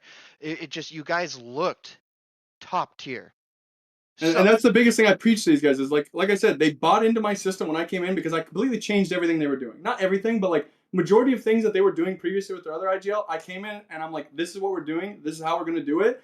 And every single one of them bought into it completely. I mean, as you saw on the server all season long, every one of them bought into everything that I said and everything I wanted to do. And they believed in my calls. Whether the calls were right or wrong, because don't get me wrong, there were plenty of times I made horrible calls, horrible reads. It happens to the best of us. It did not matter. There was no, I don't think we should do this. It's everybody bought in. And even if I called us going into a stack just because I read something wrong, they went in and we lived together and we died together. And nobody blamed anybody. Nobody's, you know what I mean? The teams have a rough round and then they, oh, that was a horrible call. None of that. Just, okay, we're into the next round. All right, what are we going to do this round? And we just fixed it. that's huge. Not playing the blame game, but staying together and just as a team, camaraderie, picking each other up when you fall. Um, I did want to lead into a question though Yep. about, so now you are Challenger Season 12 champion. You are an IGL, which is kind of a very much in demand role in CSC across all divisions. So, if you had any wisdom to share with an aspiring IGL in, say, contender or prospect or recruit, like boil it down to like one nugget of just, something that happened maybe tonight that stuck out to you, that you could say, hey, if you're looking to be an IGL, maybe you don't know, you've never done it before, here's one thing to leave with you. What would that be? That was a tough one. I mean, I'd say like, I mean, honestly, too, I can't even take like the full like me IGLing was not the reason this team won. We have such a good team that like just bought into what I do. You know what I mean? So I can't take all the credit. I can't even take half the credit. Like Cure, Cloud, Spidey, and Pancakes are some of the best CS players I've ever played with in like a competitive 5-stack together with. And like I'd say the one piece of advice that I would give is like as an IGL or like to another IGL would be like I'd say just like live and die together. You know what I'm saying? Like it's okay to make the wrong call. You can't possibly read a game 24/7 perfectly right. You know what I mean? Multiple times in that game, we'd walk into a stack or in the ancient game, I made horrible mid-round calls that like in the OT rounds that like I was getting flustered. I don't even want to call it flustered, but you're that far into a game. It's like, okay, what can we do differently? What can we change? And there were multiple rounds where I had a horrible mid-round call and I either got bailed out by Spidey or one of these guys going for a multi-kill, or we just got steamrolled and we just shook it off and we went next. So like I'd say just like don't play the blame game and just try to just preach like live together, die together. That's Because like good. so many times I see IGLs that they get these teams that like won't necessarily listen, right? Or like people like fail to believe in the calls, right? Like halfway into that those OTs, I could easily see some teams like not believing in their IGL anymore and just doing whatever they want because they think it's better, even though their IGL's calling something. Where my team that entire time, we've preached and preached and preached, just believe in each other, believe in the call, and do it together and fluently. That's good stuff. Thank you so much for taking the opportunity and time to answer these questions. Congratulations to you, Kigu, and to the entire Pretty Penny roster. You guys are Challenger Season 12 champions. Enjoy the trophies next to your names. Enjoy a night of celebration. Uh, Chels, is there anything you'd like to add? Yeah, I mean, congrats, my guy. I like, through what happened in BS, to you getting traded to what happened, in playoffs. Like y'all crushed it together, and that this is what I keep saying. Y'all played as a five. Y'all were always online, always in the lab, always working through stuff. And look what happened after that, right? Like you didn't just 2-0. That was the second best team in the tier. And yeah, Ancient was a battle and a half, but then you went into Inferno and you made a number 2 team look like not a number 2 team. So congratulations again. You got a trophy next to your name. Keep yapping in Chally Chat, and talk to you later, man. Can I say one last thing? Go ahead. Chally chat. Hey, y'all were freelo this season. I can't wait to meet you bums in Elite next season. Yes, sir. All All right, right, can we get this GDs. bum out of here? Mwah. All right, now he's out. All right, Soup. That's it. That's it for us, man. Yeah, we we casted 3 maps essentially. Like, yeah, we know For sure. Ancient was 1 map, but it was essentially 2. Inferno was a little bit out of the reach of the academics, but it was still fun to cast. Super appreciate you, man. Thanks for hanging out with me. I was losing my voice. I'm kind of glad I didn't have to yell as much at Inferno, because if that went to 6 overtimes, you would have to take over because I would have been dead. So thank you Chels, it's for been fun. Thank you. th- thank you for watching as well. For everybody that has stuck around to this point, we have a special video to play after we wrap here. So for Super Soup, for Firehawk, the incredible observer extraordinaire, I am Chels Bells. Thank you so much for staying up with us and watching with Season 12 Chally Finals UPS 2-0 The Academics. So long, everybody. Watch this video. We'll talk to you again real soon. Bye.